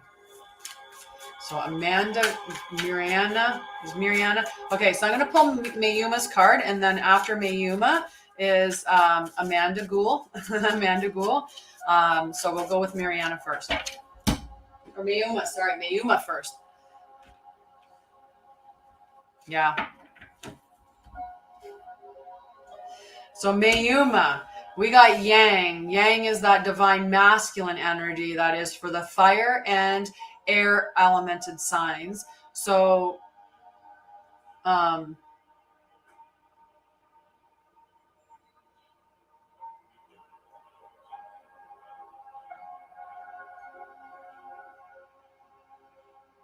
sorry. I saw something come up and I was like, what? It seemed like a different thing that came up. Okay, so the yang energy. So this is all about proactivity. This is that go out and get your stuff, right? It's not about sitting back like the feminine that's like, come to me. It's go out and get it. It's very expressive energy. It is doing and that forward motion. So where are we getting that forward motion? Well, there's a lot of beginnings. This is cardinal energy. So that forward motion is doubled up with cardinal energy. So cardinal is Aries, Cancer, Libra, and Capricorn. Those are the cardinal signs. And the cardinal signs, they instigate things. They're like, let's go. Let's go. Let's be a pioneering spirit. Let's start this. Let's go out and get what we need to get. Like that's whatever you're going for, go get it.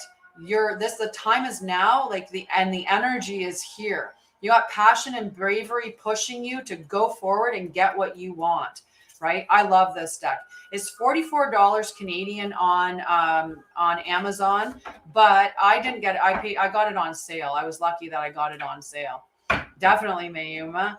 Go get it, friend. Go get it, right? This is a very good card. Let's do this. It's literally your day, your message is, let's go. Let's do this. We got this. We got this. Right? You got it. On Amazon. Yep. 44 on Amazon. It's Heavenly Bodies astrology deck. Heavenly Bodies astrology deck. And they're beautiful. I love them. I have had them for a while and I didn't start using them right away, but all of a sudden I just connected with them and they are now like pretty much my favorite deck. I just love them. Whoa. Amanda Gould. The top of the deck is Neptune. Neptune is all about dreaming and transcending. Okay, so it's about paying attention to your dreams, looking for the information that they're giving you, and then using that information to transcend, to level up, right? Or to give you guidance in a specific area. The card on the bottom of the deck is House 7.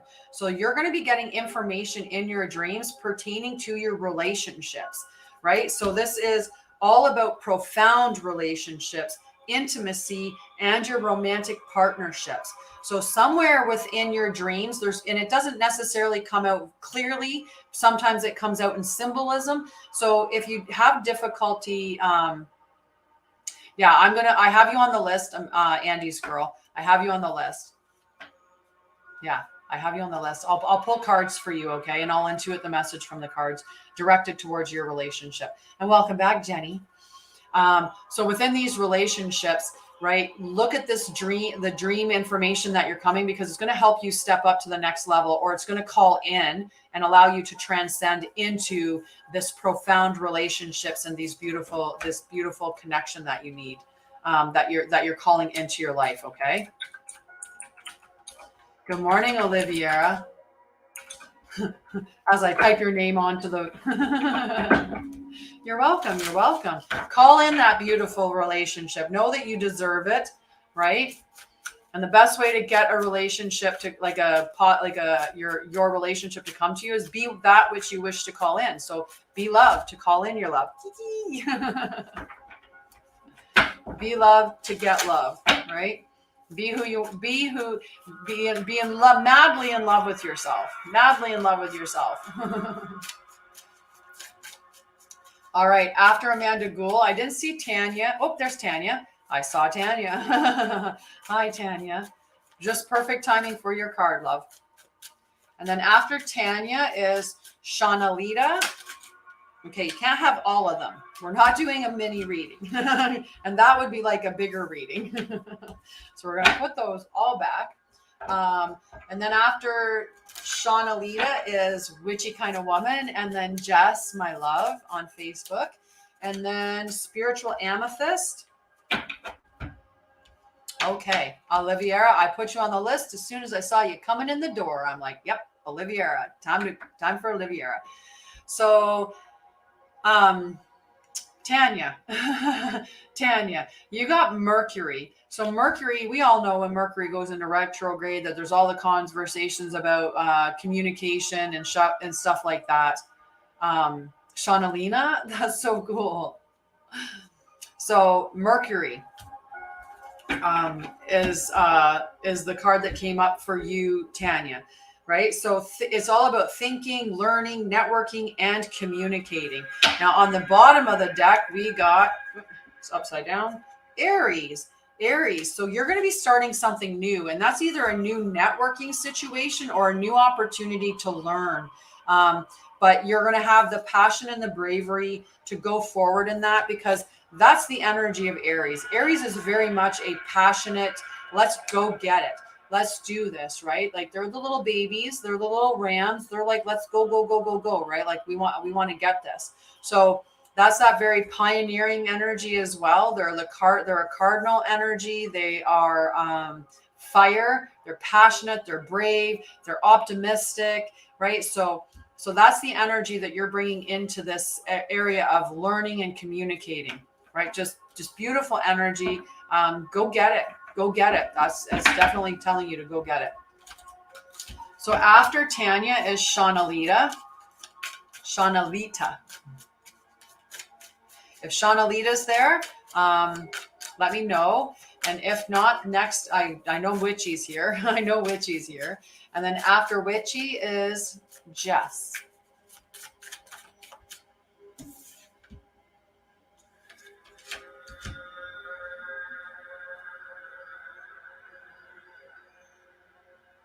Right? Shawnali and Shawnalita. Perfect.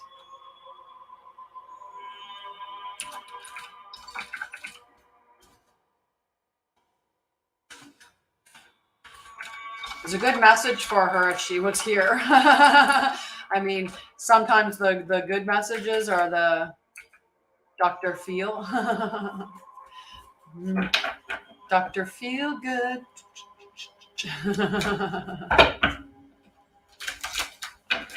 All right, Witchy Kind of Woman, it's your turn, love.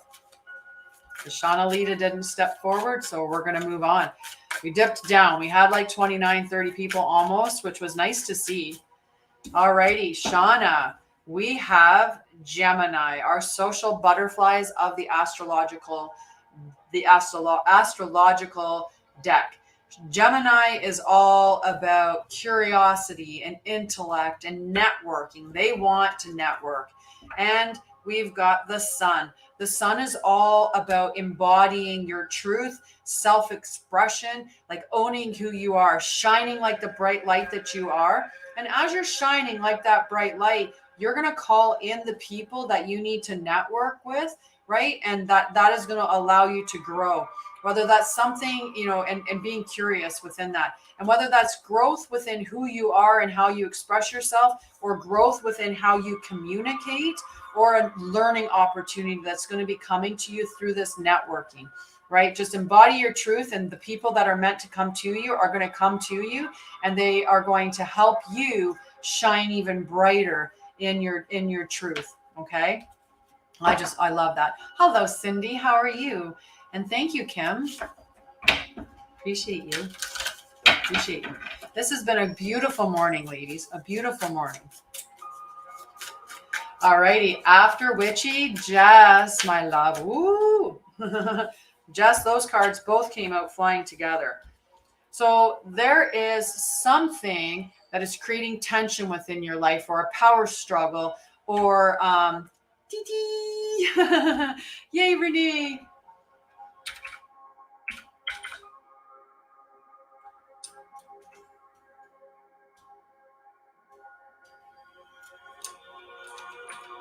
Yay! Hi, Sam. Hello, love. Hello. And if anybody wants to be on the list, just let me know and I'll put you on the list. Okay. So Jess, you've got this opposition energy. So the opposition energy is what we get during a full moon, because we have one planet in the sun, and on the opposite sign is where the moon sits. So they're opposing signs. So that opposing energy is coming up in your life somewhere right now. And whatever that power, that bit of tension or that power struggle that's going on, the South Node came up. So the South Node is all about you're destined to release. So whatever this is causing a power struggle, now it doesn't necessarily mean releasing the person.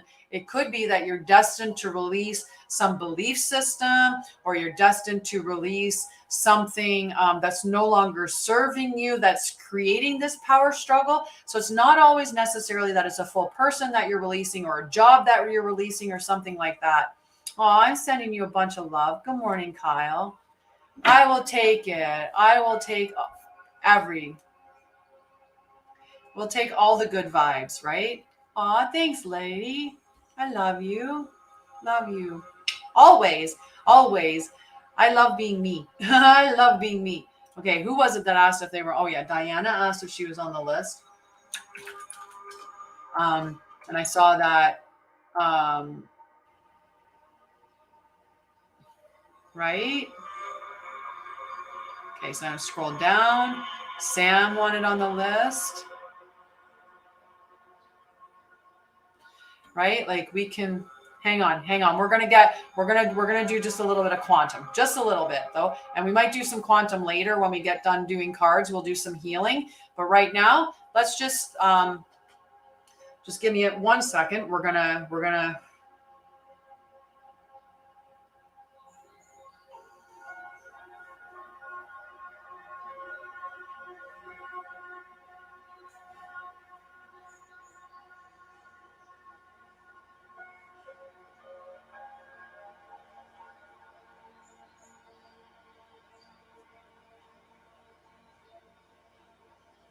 sending beautiful energy to both of you, both Rainy Day and also both Sam. Okay. And anyone else that needs it, I'm going to send you beautiful, positive energy.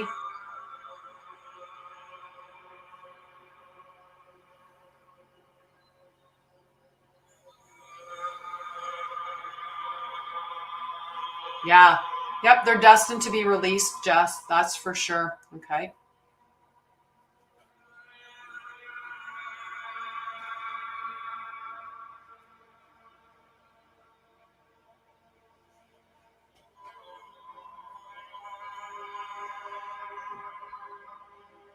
Lots of love. It's the quantum healing, and it's all the love I send your way. The list for a card, sweetheart, so I'm pulling tarot cards. So I'm going to put lady on the list.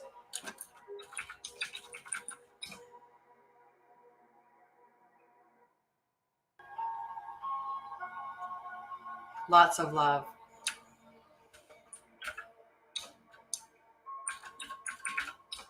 There. Okay. So after Jess is Renee, my love Renee.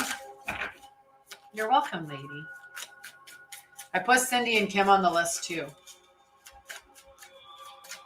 Hi, inner peace. It's one of the best things that we could get is inner peace, right? Many of us struggle to find that inner peace. I like to guide you to that. I like that idea. I help you find inner peace. Hello, child. Sweet child of mine. Aw, thank you, Andy. Definitely real.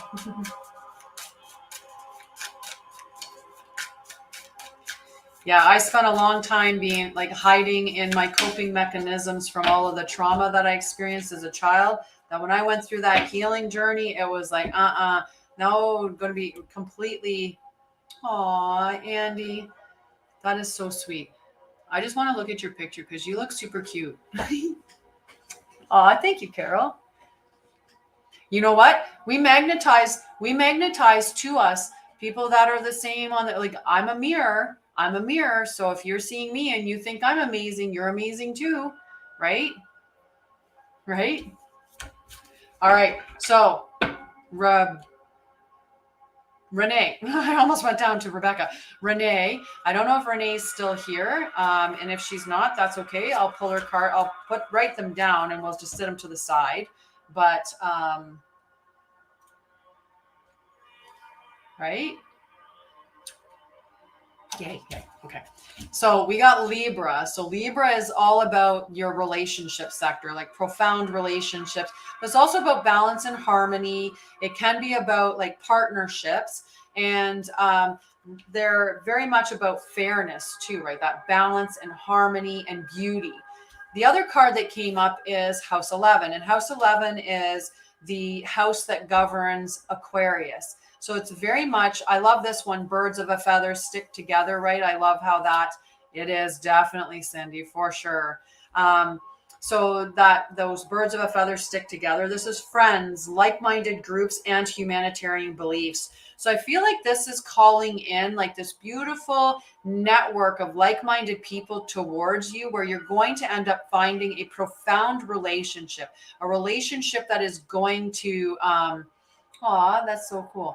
That is going to change your life. Like it's really going to be profound, with a lot of intimacy. And aw, I love that you can see that. So a profound relationship. I feel that coming in, right? That's going to create this really, really beautiful harmony and balance within your life. So I love this reading for you. Just love this reading for you. Yeah, actually, right now I'm doing today I'm doing training on trauma for the quantum healing group that I did my quantum healing training from. But it did spark me into thinking about training people. I love that. You're definitely capable. You're definitely capable. I love your energy. Like your energy just makes me smile. It just makes me smile. It's such a joyful energy. You're like the joyful lamb, remember? The little lamb, the little joyful lamb. Ooh, nice. Nice. Mandeep, I can put you on the list if you want. So after Renee, nice. After Renee is Spiritual Amethyst. And then after Spiritual Amethyst is Andy's Girl. And then Rebecca. Okay, so Spiritual Amethyst. Ooh.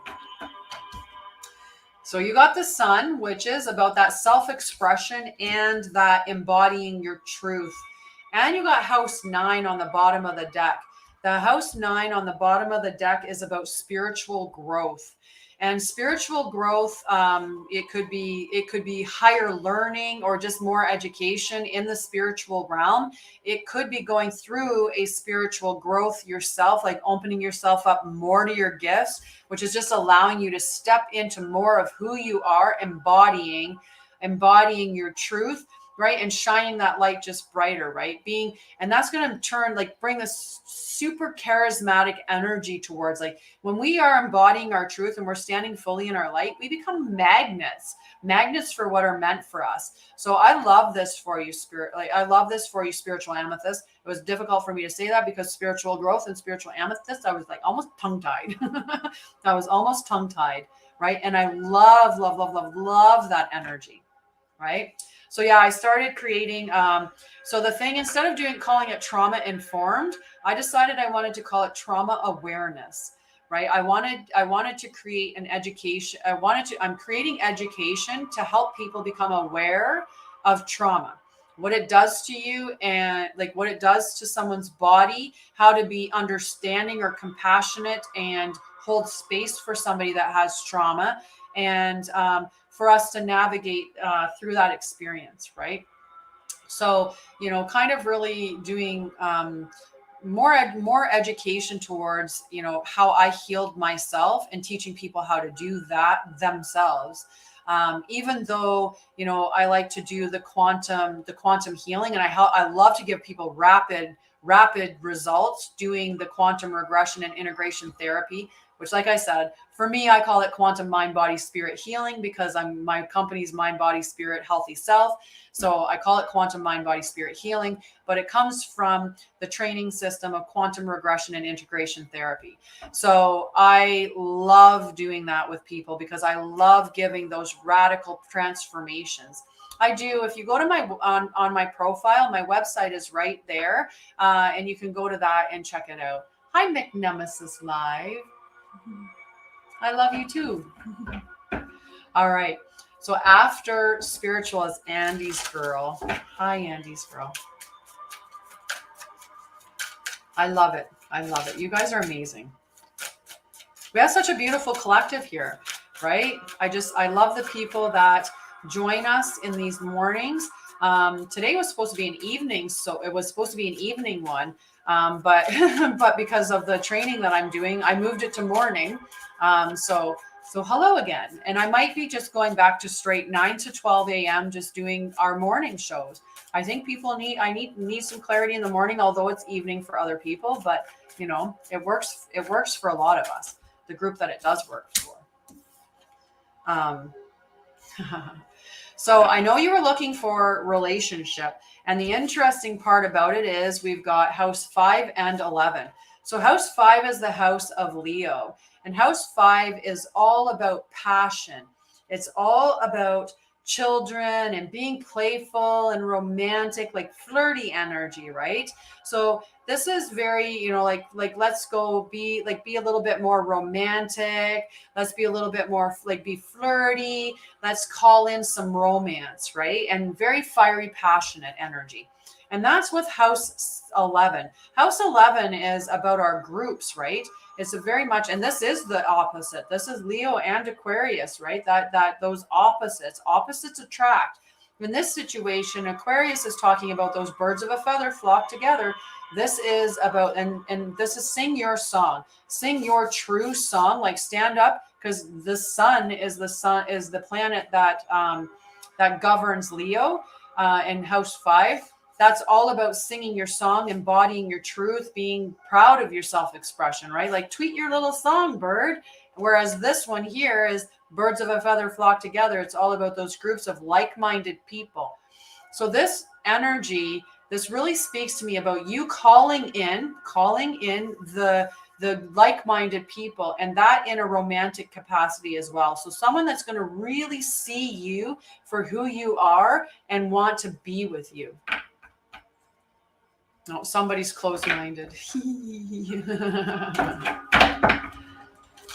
Hi, Granny Debbie. How are you? And hi, Sean. How are you, love? All righty.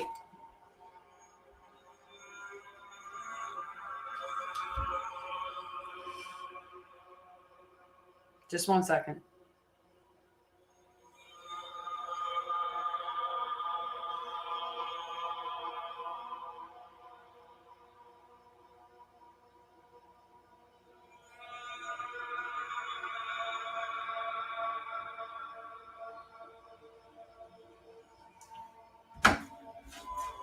All righty. How did that sound for you, sweetie?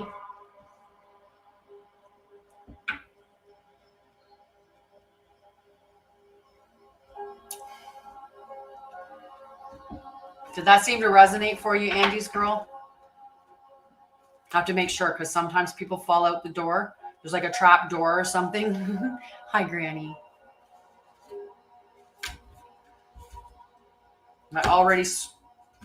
I already shuffled the cards too.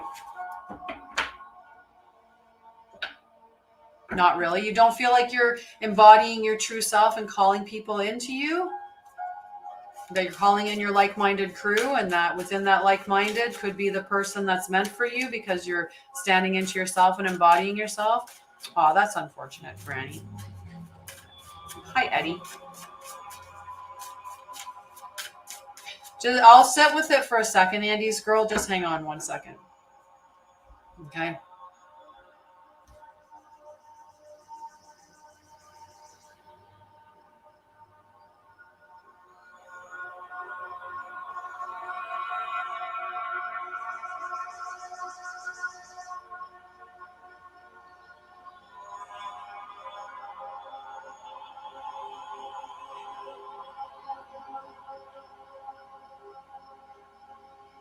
Have you done a cord cutting ceremony? Like you're not in a relationship with him now. Have you done a cord cutting ceremony? Because I see you actually like walking down the street with an ice cream cone and this guy, and you're like smiling and chatting back and forth with one another, being quite happy. I see you wearing like, and maybe that's what I was seeing is that I got to bring your picture up here again. Like almost wearing like, for some reason, red plaid, but that like could have been just, I was seeing the red and black of your, like the black with your, like the darker color with your hair and then the red of your shirt. So I could have been seeing that color of red on you as well. Yeah, the Schumann's resonance is just like off the charts right now. A lot of solar flares and stuff like that is happening too. But the Schumann's resonance was like a 190. So there's been a lot going on. And they've been talking about like, some significant stuff happening with the internet. All right. So yeah, I maybe try doing a cord cutting ceremony with him to release him. I do have one on my YouTube channel that you could listen to do the meditation, the cord cutting. It's an energetic cord cutting. You could also do the like the candles with the string between the two candles. Get one black one white one, right? And then light the candles and allow that cord to burn. Okay. I can put you on. I'm just putting you down on the list for a card now, Mandy. Okay.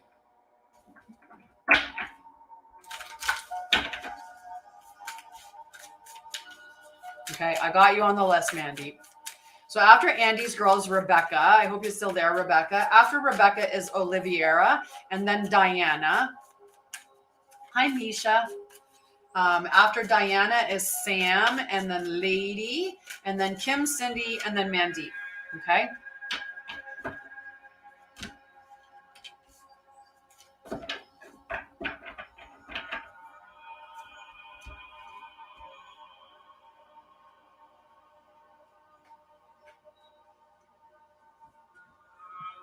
Hi, Misha. I'm definitely good. I like that. Straight up. Wake up, you. Oh, I love you, Andy's girl, and I appreciate you. And thank you for that. Thank you for the message that you gave for me and all the kind things that you said. I really, really, really appreciate that.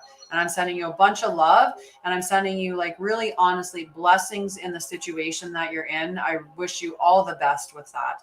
Like all the best. I love you.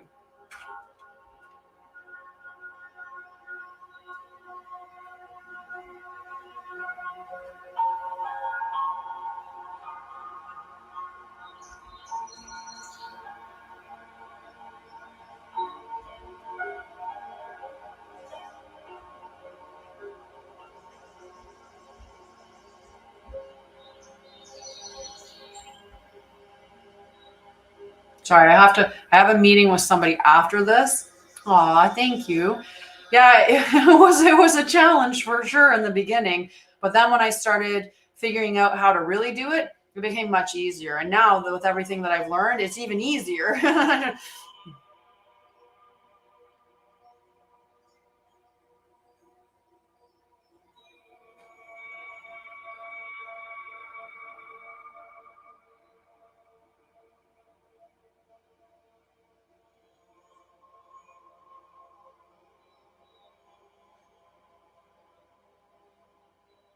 Just letting them know that I'll meet them shortly after noon.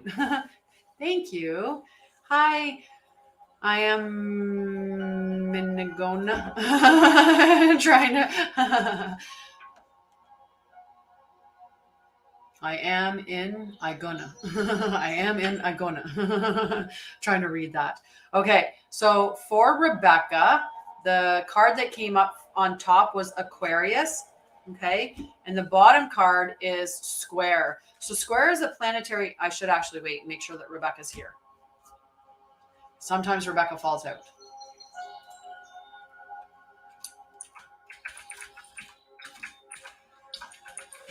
I'm going to write it down.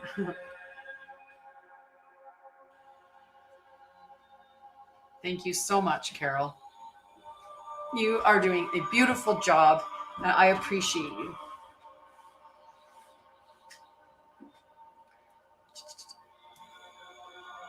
My hair is going to be all funny though because it was still wet when I put it up. So I got this funky dew going on. Oh.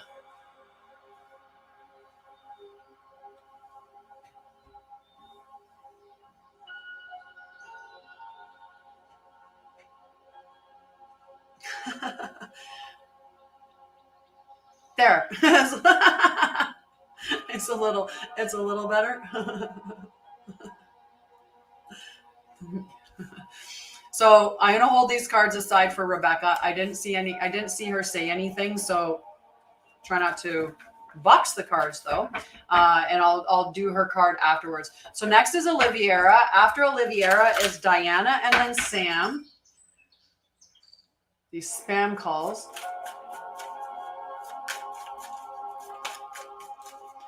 So Oliviera.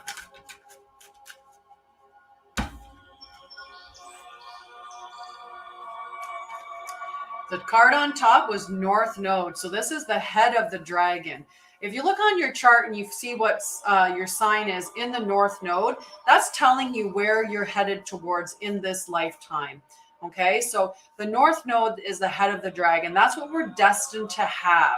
That's what we're supposed to be moving towards in this lifetime. And the card that came up on the bottom, so this is talking about what you're destined to have. This is house 12, which is the house of Pisces. So it's all about spirituality, transcendence, karma, sacrificial service, and healing. And I think that this is talking about you and embarking on that healing journey, right? Going through that healing journey so you can transcend. You'll probably be opening yourself up more spiritually as you embark on this healing journey and go forward in that space. It happens to most of us, right? When we heal the hurts, then all of a sudden we open up to who we truly are and embody our divine power much more easily, right? But you are destined to have this healing journey and this transcendence, okay? You just need to make the call, love. Even one quantum healing session is going to give you a big, big bunch of help. One. And you could just take two. Two would be really big. Hi, Sabrina. How are you today? Try not to box my cards again.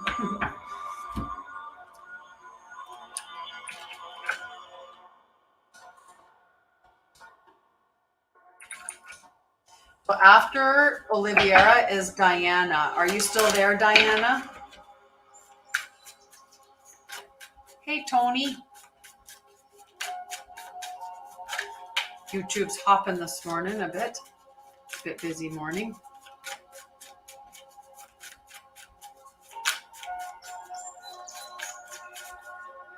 Hi, Diana. Okay, you check on your son. Good morning, Mama 5. How are you, love? All right, Diana. Diana's hoping for some clarity on her house because Diana is trying to manifest in a car, in a house. Okay.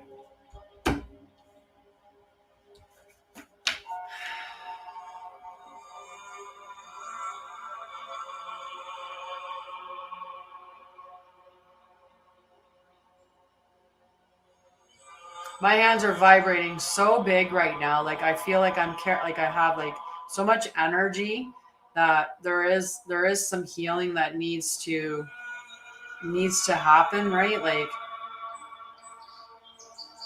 yeah, I saw that you're going to check on your son. Hi, Jenny Wren. So okay, we'll see what we can do. It's only 11. It's just around 11. I'm pretty sure I can get the rest of the list done. Hello, how are you, friend? You're on the list, Jenny. So for Diana, the cards that came out is Scorpio. Scorpio being all about intensity, right? So, and exposing and then purging and renewing. So oftentimes, and if we look at it from the aspect of you're wanting information about the house, right? There could be this potential, like it's going to be an intense there's going to be some intensity, but it can be about like when we're talking about purging and renewing, well, purging is letting go of stuff. So letting go of stuff that no longer serves you, like, as you're getting ready to move, start looking at the stuff that you have in your house energetically. Does it make you feel good or doesn't it? Get rid of it. And you're going to open yourself up to receive new things. Now, the moon, which is always about the emotions, but the moon also sits in is Cancer sign in house 4. And the moon is about your home, right? And your home being your Cancer, the sign that the moon governs, is about your home and about nurturing and comfort and peace and safety and protection, right? Like there's the protective energy of the mom protective energy, or the crab with its back that Cancer represents. So if I'm looking at this as a reading for your house, it's saying that it's going to be intense. Like it's going to feel really intense as you're waiting for it to come to you, that you're going to go through this purging and renewing moment. And tickle in my throat. I need to drink some more. I need to finish my coffee or drink some water, one or the other. This purging and renewing energy. Okay, so this is the energy that I'm getting at this, like from this. And the moon is, because it's in the home front, is that it is going to resolve to be a peaceful thing. But you're going to need to nurture yourself through this experience, right? Because it is intense, right? And I know that you have anxiety, and that anxiety builds up, and you deal with some, maybe not feeling lovable or worthy or deserving. So definitely work on that aspect by nurturing yourself, reminding yourself that you are lovable, you are deserving, you are worthy. Look, and we got 64 members. You know what? I'm gonna like really get excited. I think I'm gonna give a mini reading when we hit 60. When we hit 100, I'm gonna give the 100th person. And I know that's really unfortunate for everybody that's signed on already. But the person that hits 100, I'm gonna give them a free little mini reading, because I'm just going to want to celebrate that. That's like that'll be awesome. I'll be like, oh my god, right? Oh, I can write you down for a reading. Oh, thank you, Oliviera. Love you. Now, are there any of the other mediums in here still? Is like witchy kind of woman? Is spiritual in here? Is Andy's in here? Because if you could sink in, or if you could see for Diana, if you wouldn't mind reaching in and speaking to your guides or checking in, like anybody that can connect to guides or anything like that.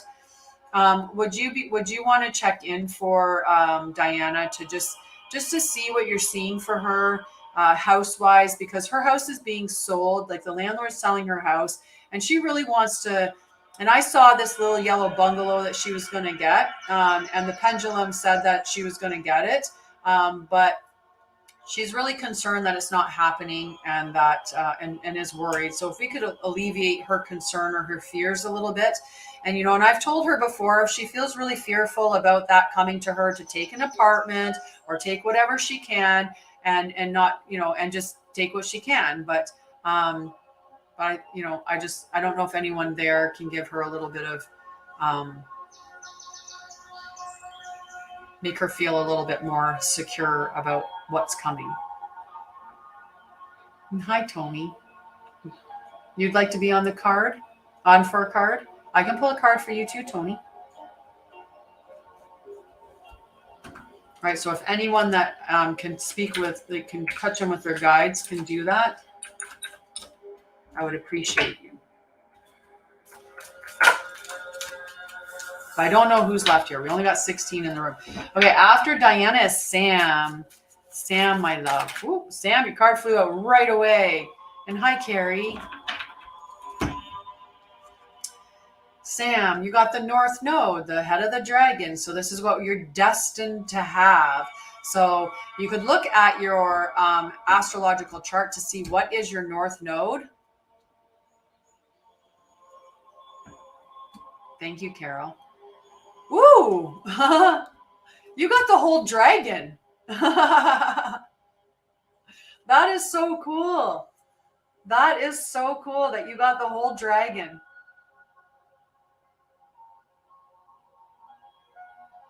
So this is literally saying there is something that you are destined to release. And in releasing that, you are moving towards your destiny. Look at your south and north node. That is really awesome. I have not pulled the south and north node in one reading before at the same time.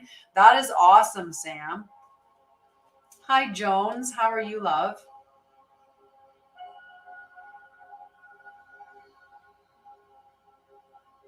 How are you, friend? Aww. I can definitely put you on the list for a card, Jones. Definitely. Ari, what's the tough time that you're having? I might be able to send you some good stuff, some good energy. Okay, you're on the list, love. All right, after Sam is Lady. Aw. I'll send you some love, Carol. Some very positive bride. Aw. So Lady was next, and then the South Node popped out, and House 9. So there's spiritual growth that's happening here. That's the energy that I had for her too. I saw this, like, I honestly, when I tapped in, and this was before I never even knew anything about Diana. The first reading that we got, I actually talked to Diana. The first reading that we ever did, and I was like, I just see this cute little white bungalow with yellow bungalow with like white shutters, like the wooden framed windows. Like it's one of those little older houses. It's just a tiny little house. And I could see like mature trees around in a neighborhood. And I could see her out there walking her dog and hanging out with neighbors. Like that's the image that I got for her. Oh, I'm sorry to hear that, Jones. I wish that people would let go easier and that they wouldn't try to ruin people when things don't work out. Right? Like I just wish that they would do that. They would just be like, no, just let it go. Right? Yeah. Tony even believes it. Tony even telling you're going to get the house. You're going to get that house. Hi, Cindy. Okay, I haven't seen Lady come up, so I'm going to hold these cards and I'm going to write them down. And then we'll move on. Kim, you're next. Okay, so I had to make sure I was on the right line. I'm like, is that the right line? Oh, hi, Lady. Perfect. So you've got this spiritual growth that under House 9 and the South Node. So the South Node is what you're destined to release in this lifetime. And you can look at your astrological chart to see what your North Node is, and opposing that on the wheel would be your South Node. So if we're looking at for Aries, the opposite to Aries is Libra, the opposite to Taurus is Scorpio, the opposite to Gemini is Sag, the opposite to Cancer is Capricorn, all around that wheel, right? So this is some spiritual growth. There's spiritual growth coming into you. You're definitely going to find love. This is asking you to go on a spiritual journey. There's something that you need to release, whether that's a limiting belief system, a negative viewpoint towards yourself, low self-worth, something like that, to embody this spiritual growth that you're going through.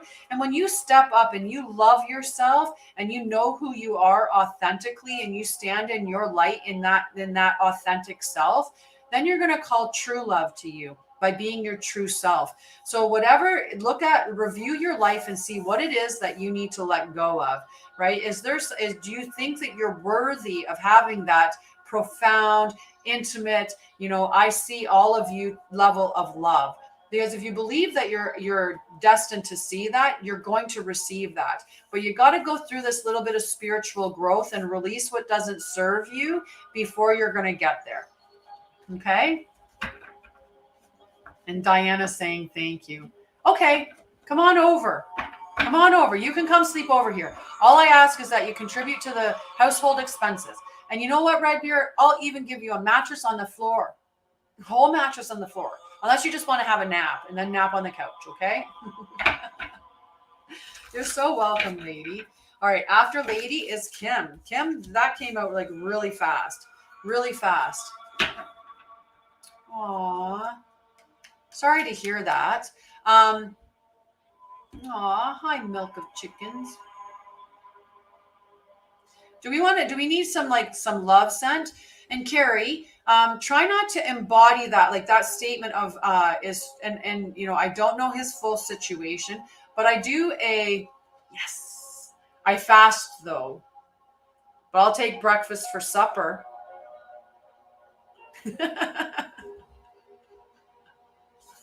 No, I'm sorry to hear that, sweetie. I'm sorry to hear that.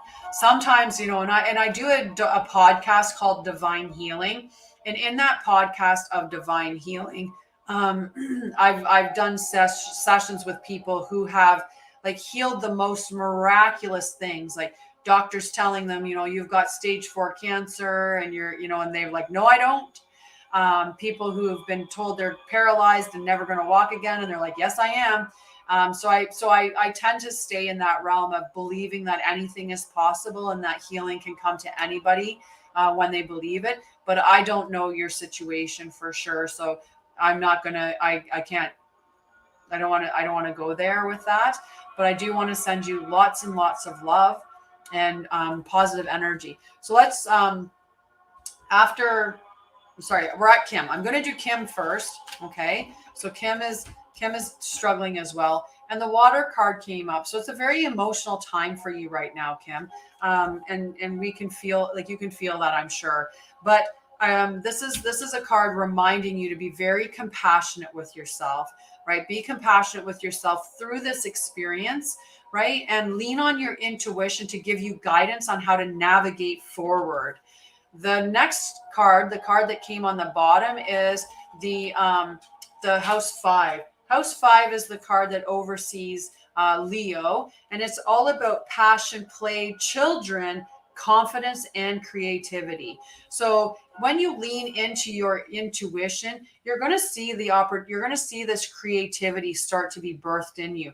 And when we and creativity and spirituality or inspiration, right? Inspiration is being in spirit. So when we embody that spiritual energy, like we get inspired or in spirit, right? Our creativity shines, and that can give us creative, thoughts about how to navigate through something. And you've got that beautiful energy of House 5, which is passion, bravery, like the ability to carry yourself forward and to express your truth.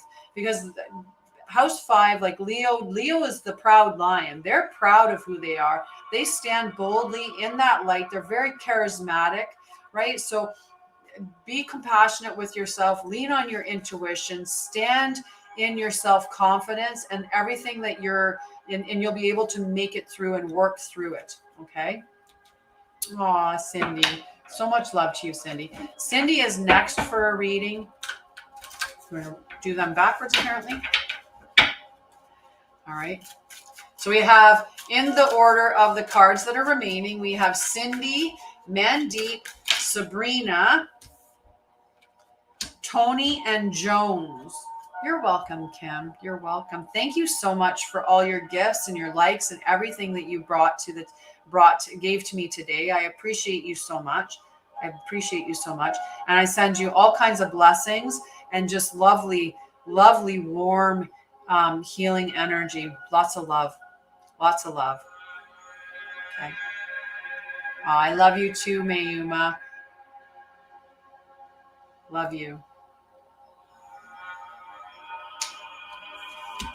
All right. Cindy, we got sextile. Sextile is a 60-degree angle of planetary alignment. And when we're at that 60-degree planetary alignment, it's a combination of tension and flow. So it's like there's a little bit of a tense situation that's going on, or a little bit of a struggle that's occurring right now, or you're feeling limited in some way, but it's moving forward. The other part of that sextile through that flow is that there is potential and is speaking of a rewarding situation coming to you. And this card here, this North Node card, is all about what you're destined to have. So you're moving through this tense situation into potential to bring forward that rewarding situation, which is something that you're destined to have. Now, that could be financial stability. That could be a loving relationship. It could be all of that. The life that you're destined to have is coming to you. It's just this little bit of tenseness that's happening right now. Okay. So I love that for you. And I'm sending you all kinds of love. You know, losing somebody is never easy. And grief is not something that anyone can say is a specific time that it's going to happen. You know, it's going to take you a couple of months or anything. It's going to take, it's not, there's no time limit on it. And it comes up in different ways throughout our days. So I'm just going to send you lots of love. Okay. Lots of love for you, friend. Okay. Mandeep. Right? It's coming. It's coming. Just be patient, love. Just be patient and keep working towards it. Hi, Mandeep. And then after Mandeep is Sabrina. So let me know that you're still there, Sabrina. You're welcome. Love you, Cindy. Sabrina, and then Jenny Rin, and then Tony, and then Jones. Okay, so that's the order. So just let me know that you're still here, so that I can pull you, so that I know to pull your cards. Okay. Oh. Oh, you got this. You got a little bit of the same. So you've got this little bit of a tense situation that's happening, and you're talking about your girlfriend that they're being a little bit different, right? That they're being a little bit different, and you're wondering what's going on, right? So this is talking about that transition, right? There's that tension stage, but you're going through to flow, right? And it is a potentially rewarding situation that's coming forward to you. The other card that came out is House 12. House 12 is the house of Pisces. It's a very emotional card. Pisces is a very emotional sign in the zodiac. So this is about spirituality, transcendence, karma, sacrificial service, and healing. So there's some healing that needs to occur here. So maybe check in with your partner and ask, is there something that you maybe did that, you know, she's hurt by, that she hasn't come forward and talked to you about, to see if there's a possibility? You can ask the question, and I'll talk as we go. Cindy, if you want, you can ask, and I will comment as I'm in between cards or something like that. Right. So this is very much like, I would check in with her and see, and it could be that she's on a healing journey, right? That she's healing, and that's creating this tension for you guys. But that is going to move through into a rewarding situation. But what I do know is if there's unhealthy attributes within the relationship, it's coming from both sides. It's not a one side only thing, right? All the relationships are two people are like create that situation in some capacity. So what are you contributing to the situation? And if she's healing, you need to be healing as well. Okay. So just look at that. Have a conversation with her and ask her what's going on. Hi, co-host Crow Live. I'm doing very well. So you can tend to find out which chakras are blocked by the stuff that's going on in your life. So the root chakra is all about your safety and security. It's your base. So sometimes it's blocked because we've had a lot of trauma and we haven't healed through that trauma. So we get stuck in that root chakra, and we don't feel safe and secure. That would be an indication that that's blocked. We don't feel safe and secure. When you move up to the sacral chakra, sometimes that gets blocked through different experiences. Sexual assault would be definitely one of them. You know, having unhealthy relationship dynamics. When we don't feel able to stand in our sexuality, right? When I don't feel comfortable enough standing in my femininity, I don't feel secure in that space. That can show that that's blocking. When we get blocked in our solar plexus, which is the next chakra that's coming up, we're very much in an ego-based set, like ego mindset, right? We can tend to take things personally, or, you know, it's just think about when your ego is running the show, how that shows up. That's how you tell that that's blocked.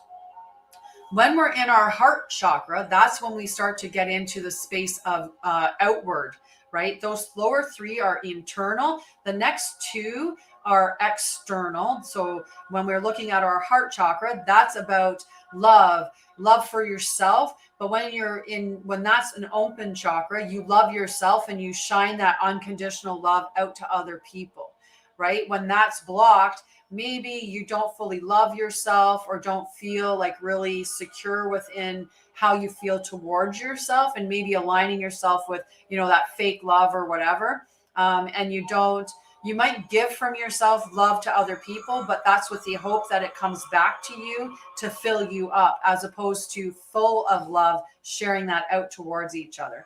When you're blocked in your throat chakra, you don't feel safe or secure speaking your truth and embodying and expressing who you are. Your throat is all about, like I speak light language, right? So when my throat chakra wasn't completely open because I was too afraid to speak light language or to even do light codes with my hand motions as I was healing. When I originally started out healing, I was just healing like this.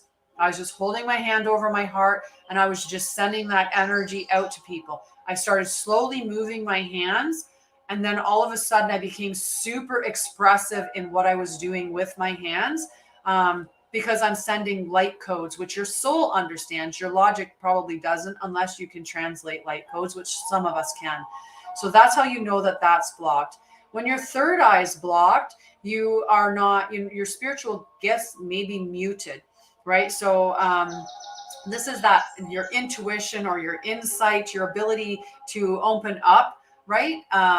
So yeah, you feel it. You don't logically, you can't understand it because it's soul language, not human language, right? Some of us were so in connection with our spirit that we get that. So these two chakras, your third eye and your crown chakra, they're spiritual. They are in connection with your higher self. So when you start opening up your third eye, you start to be able to access your spiritual gifts. And then your crown chakra, you connect to God or to source. You connect to the universe, right? And if you have a fully open chakra system, sometimes you can experience what's called a kundalini, as you bring that energy up, and it's like an explosion of complete and utter bliss. And it can be really profound.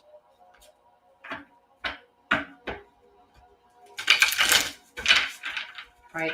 So the chakra system has been something that has been studied scientifically for way longer than any of us have been alive. And it's amazing.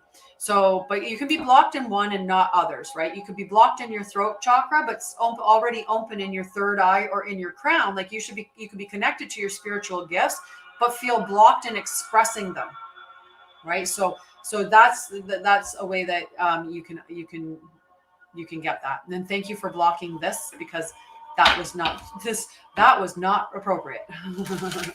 Alrighty, after Mandeep is Sabrina. Okay, so Sabrina. Thank you, Carol. Sabrina.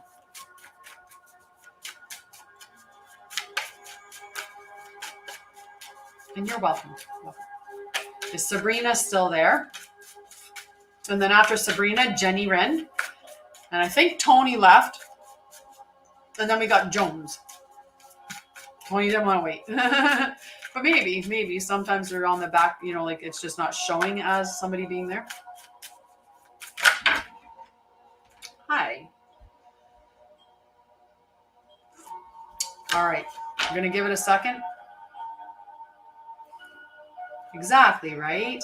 Hi, Mama 5. Definitely. All right. So I'm going to put Mama 5 on the list, and I am going to go to Jones because I didn't see Sabrina or Jenny Wren or Tony say anything. So Jones, you're the next one to say you're here. So you're here and you're next. And then after Jones is Mama 5. Oh, there's Jenny. Okay, wait. We're going to do Jenny and then we'll do Jones. So Jenny first. Oh. Jenny. So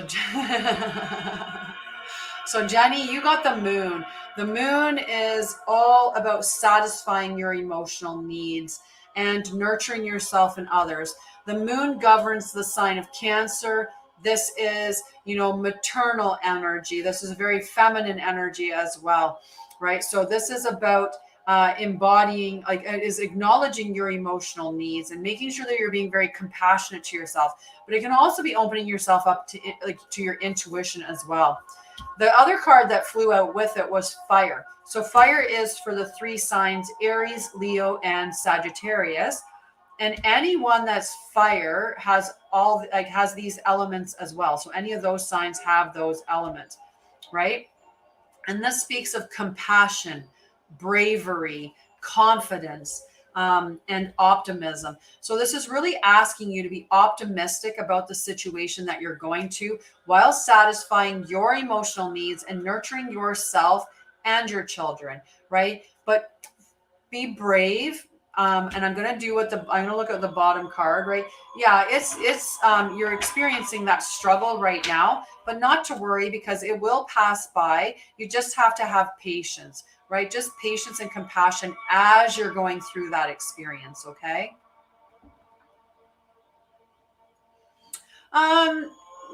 You can not necessarily, you don't have to really you're just going on a healing journey. You should connect with me, Cindy, and I can help you with that. I can definitely help you with that. And probably in as easy, in doing a and I'm not probably, but in a quantum healing session, we could definitely get to the root cause of what's blocking one particular chakra or all the particular chakras. Hi, McNemesis. I love you too. I love you that you're here, and I appreciate that. I love it too, right? We all need to open up. We all need to open up.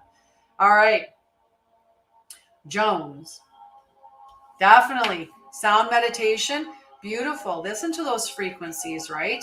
I listen to frequencies as well. And at some point when I'm financially successful enough, I'm going to be purchasing this device so that I can offer even more healing to people. I can't wait to get it. I honestly can't wait to get it. I'm just not there yet, but we're coming. We're getting there. We're getting there. So the card that fell out of the deck for you, Jones, is House 4. House 4 is the house of home, right? And on the bottom is Jupiter. Jupiter, whenever it is in a sign or in a house, so this being the house of Cancer, this would... Oh, thank you, McNemesis. Thank you. I love you. Yeah, they're nice people. People just need to wake up. We just need to wake up, become more aware, right? So when Jupiter is in a specific sign, right? So when Jupiter enters into, say, house 2, and I'll talk about house 4 in a minute, but when it enters into house 2, that means there's a lot of luck in your financial sector, because house 2 is all about resources and self-worth, materialism, and all of that stuff. So when the Jupiter arrives in that house, we're like, let's manifest some resources and some financial abundance and success. And it's a really lucky time for that. So for this being in house 4 is the house of home. This is where Cancer resides, the sign Cancer, and moon governs this sign. So it's all about your emotions as well. And this is talking about home, peace, and comfort. You're welcome. Love you. So house and comfort, right? So, and it does talk about your cultural and family roots. So when Jupiter's in there, it's talking about growth and expansion. So things are going to be coming to you. That comfort, that peace, that is going to grow within your home environment. Okay. So it might be a little bit tense right now, but you're gonna make it through this, and you're gonna have, just believe in it, manifest it, see this as being exactly how you want it to be, right? Envision your home being exactly how you want it to be, right? Peaceful, calm, loving, nurturing. Put all that power into it and act as if that's how your home environment is, and watch it grow and expand, and Jupiter just pull all of its powerful, lucky energy into that dynamic. Okay. I'm sending you lots of love, Jones. All right. Who needs Mama 5 is next. And then I'm going to just check in with the list and see who didn't get a card that needs a card. And then Moon and Fire. Fire, Jenny. I had to think for a second there because I didn't write them down. Moon and fire. So fire for passion, confidence, bravery. Okay. If you want, you can connect with me for a call. My website is www.mindbodyspiриthealthyself.com. And I offer a free clarity call to talk about what I offer. You can definitely connect with me through that and see how I can help you. We'll see what's blocking you, what's keeping you from being awoken. Not woke. Woke is broke. Woke is not. We're talking about being aware and awakened, not broke. So this is for Mom of 5. Okay, so the card that came out on the top is Saturn. So Saturn talks about feeling limited or restricted or experiencing struggle. That struggle, you'll move through that struggle with hard work and patience, right? But whatever this struggle is something that you're meant to release, right? Like something that you're meant to release is within this struggle. And when you release it and just, continue working hard and having patience, you're going to move forward into the next the next stage of your life, which is going to be very positive stage of your life where you're going to see love come to you. Okay. Love come to you. Aww. Hi, Cal. I can do one for you for sure. I'm just sending you lots of love to everybody in the chat. Okay.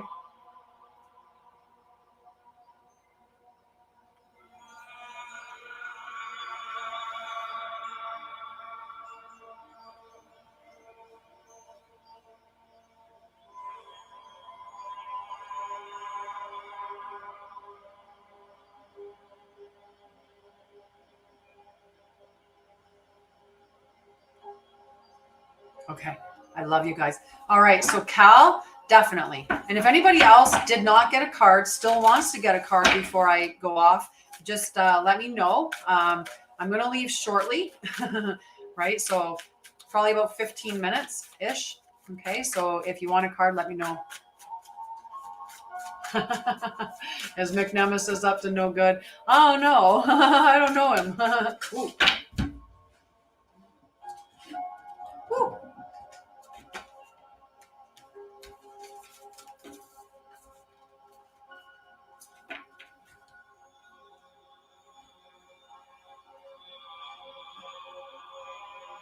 So Cal, we got Venus. Venus is about giving and receiving love. Venus is the goddess of love, and the planet Venus is the planet that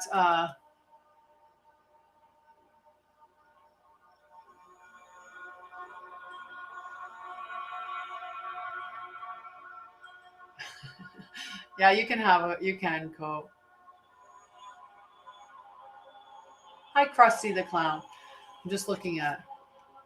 Hey, it's your old pal Krusty. I gotta check. We got lots of activity on YouTube this morning, so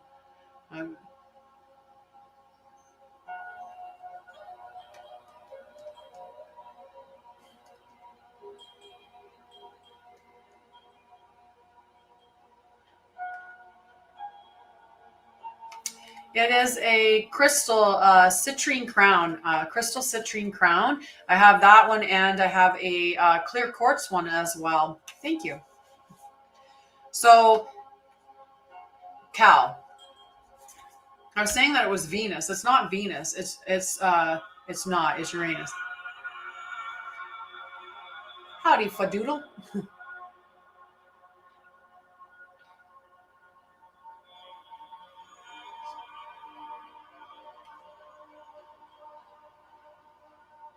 Eight. It would be an 8 day. Today would be an 8.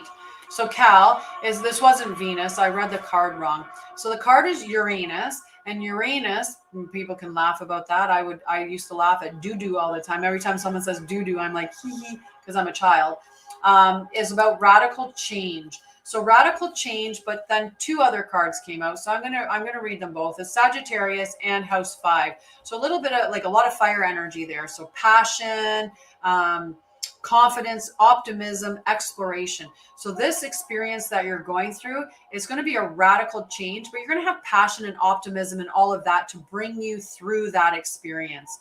Okay. So just stay in that optimistic state, knowing that you've got this. You've got this. Whatever you're going through right now, you're going to transition through it. It might be that you're going through a spiritual awakening, or that there's been some radical shift within your life, like losing a job or a career. That can change us, right? That's a radical change for us.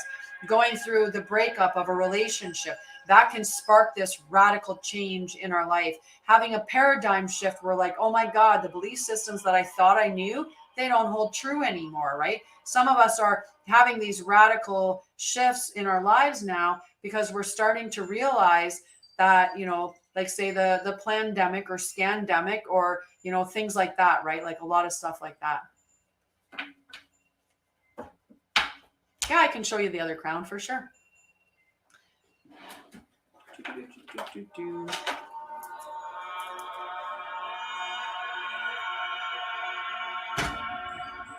I feel like the screen from behind is, so this one's a little more regal, a little more regal. There, we'll show it like that. So that's not a bad thing, Krusty the Clown. It's not a bad thing for it to be opening, and you know, yeah, that's pretty right. Howdy. You're welcome. You're welcome. So we're gonna get Kyrax, Noodle Boy. We're gonna get Noodle Boy a card. Noodle Boy wanted a card. You're welcome, you're welcome, Cal. You're welcome. I almost said your card. It's not necessarily normal, but when you open up, there's nothing wrong with it. Nothing wrong with it. It could be just you're in between the stage of it being open and closed, right? Oh.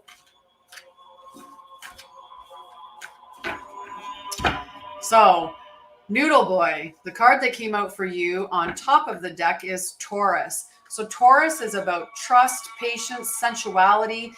Taurus is about your resources, like mine. It's about comfort and luxury and self-worth. Like there's a very big materialism component to Taurus energy. Okay. And on the bottom of the deck is sextile. So sextile is a planetary alignment at 60 degrees.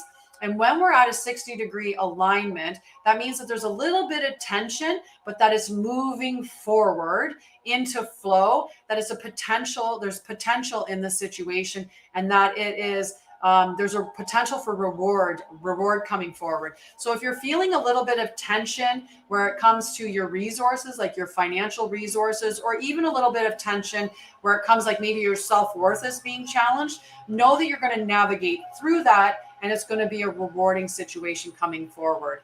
And definitely, Krusty, I can get you a card. You're welcome. Oh. So is there anybody else on here that needs a card before I hop off? Because I'm going to pull Krusty a clown. You're welcome. You're welcome, Noodle Boy. I'm going to pull Krusty a card, and then if nobody else wants a card, we'll close her down. Oh, who's my hater? Who's my hater? Let me know, Tony. Tony, you wanted a card earlier? Oh, co-host. Yes, Krog. Sorry. So many people came in, and Cryax and co-host, I just got you confused. Sorry. So co-host, you are next. I'll do co-host and then Krusty. Okay. Since the card didn't come out for Krusty yet, we'll go to co-host. All right. So let me know who's my hater. And Fadoodle. Okay, so co-host. It was my fault.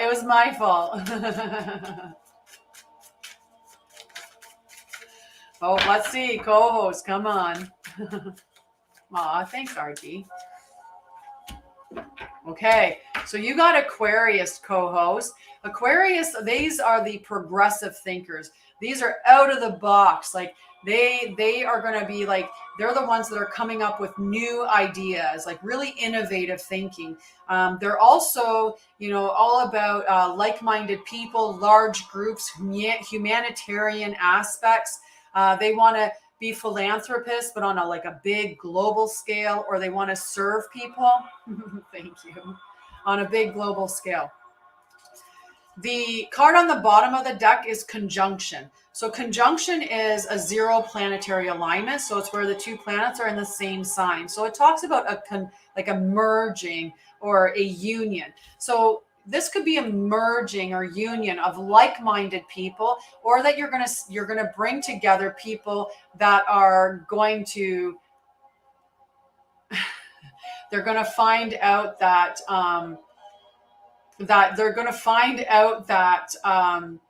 the people that you're aligning with or networking with are going to propel you into this next level in your life, where you're going to, really embody some humanitarian aspects. Like, when I talk about Aquarius being a humanitarian and being in that service of serving to other people, this isn't your local animal shelter. This is the World Wildlife Foundation level of humanitarianism.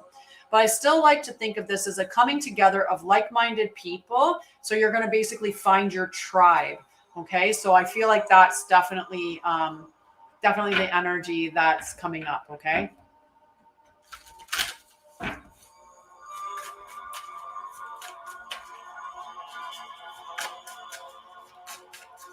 Hi, Nikki. I can give you a card in a moment. I got some cards to dole out on this side for a moment, and then I'll get to yours. Okay. So Krusty the Clown, you're welcome. You're welcome, dear.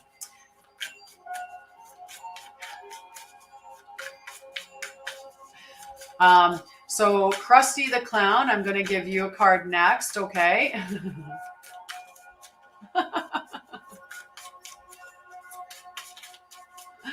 You guys are hilarious. I feel like you guys all know each other, like really all know each other.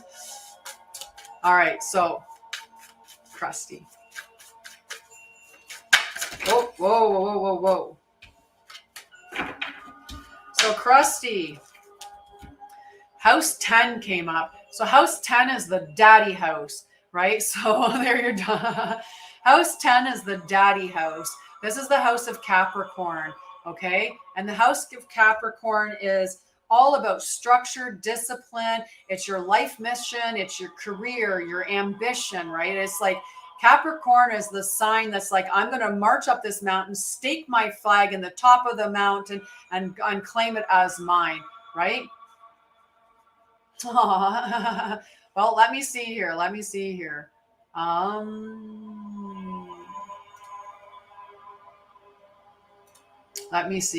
I'm not sure.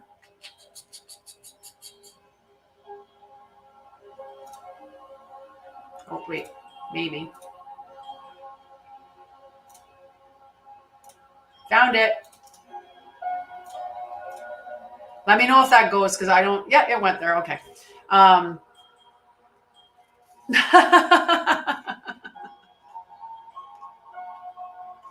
They'll make me laugh.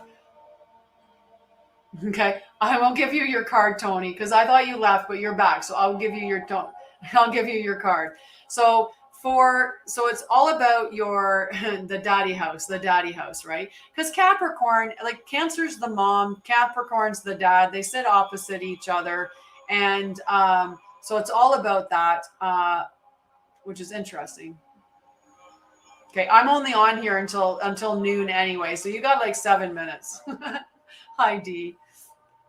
Right? So this is all about your career and your life mission. Now, the card on the bottom was the fixed card. So the fixed card is the energy that governs Taurus, Leo, Scorpio, and Aquarius. So this fixed energy is stable, persistent, loyal, and dependable. So whatever's going on in your career, you're just be stable and persistent, and your career is going to continue to flourish. Or being in this stable, like your career is in a very stable space right now. Or if it isn't, it's moving into that space. Okay. Aw. Hi, Tony. I can send you cards in your thing. I know I was supposed to be on at 7, but I'm teaching today.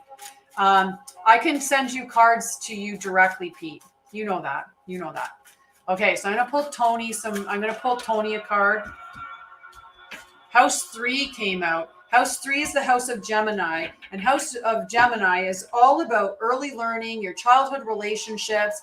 This is a very networking, curious, learning experience that you're in, right? So networking, it's your rational mind. Like, think about Gemini. They're the butterfly of the zodiac. Like, they are flitting around, learning little bits of information and then going and telling everybody that little bit of information. But they're very curious and love to learn. What you're going to be learning about is how to give and receive love. Either that, or you are pulling in this networking. You are pulling in somebody, and maybe your childhood relationship. There's somebody that you needed to give and receive love from, or that you're going to get some love from.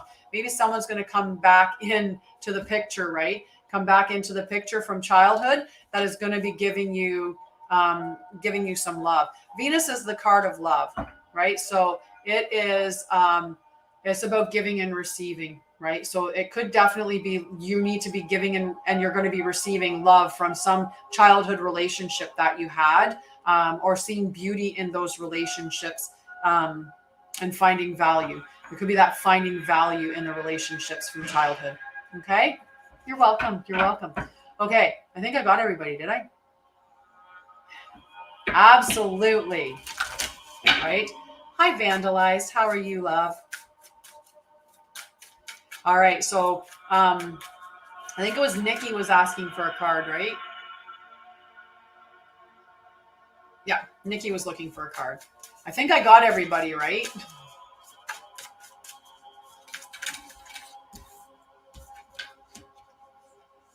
Nice. Oh, yes, Fadoodle. All right. So Nikki, these 3 cards fell out, so I'm going to do all 3 of them. I won't necessarily refer to the bottom of the deck in this one. So you got the Sun card. The Sun is all about your self-expression and about embodying your truth. I am having a beautiful day. Me too. I'm heading off in 3 minutes, right after I do Fadoodle's card. So this is about your self-expression and embodying your truth. Cardinal is the mode for Aries, Cancer, Libra, and Capricorn. And this is an instigation, bravery, pioneering moment. So if you're not already embodying your self-truth and stepping into who you truly are, you're going to have that pioneering spirit to be able to do so. The South Node is the other card that came up. This is something that you're destined to release. So it could be a negative mindset. It could be a limiting belief. It could be something that's holding you back, a relationship, a career, something like that that's stopping you from embodying your truth, right? So whatever it is, release that so that you can step forward into who you are, shine your light brightly, and know that you can do that. Be passionate and be brave about what's happening. You're welcome. All right, next is Fadoodle. And yeah, Pete, if you want one, just connect with me on Facebook, and I will send you a reading directly to our, like, in Messenger. I'll send you a reading in Messenger, okay?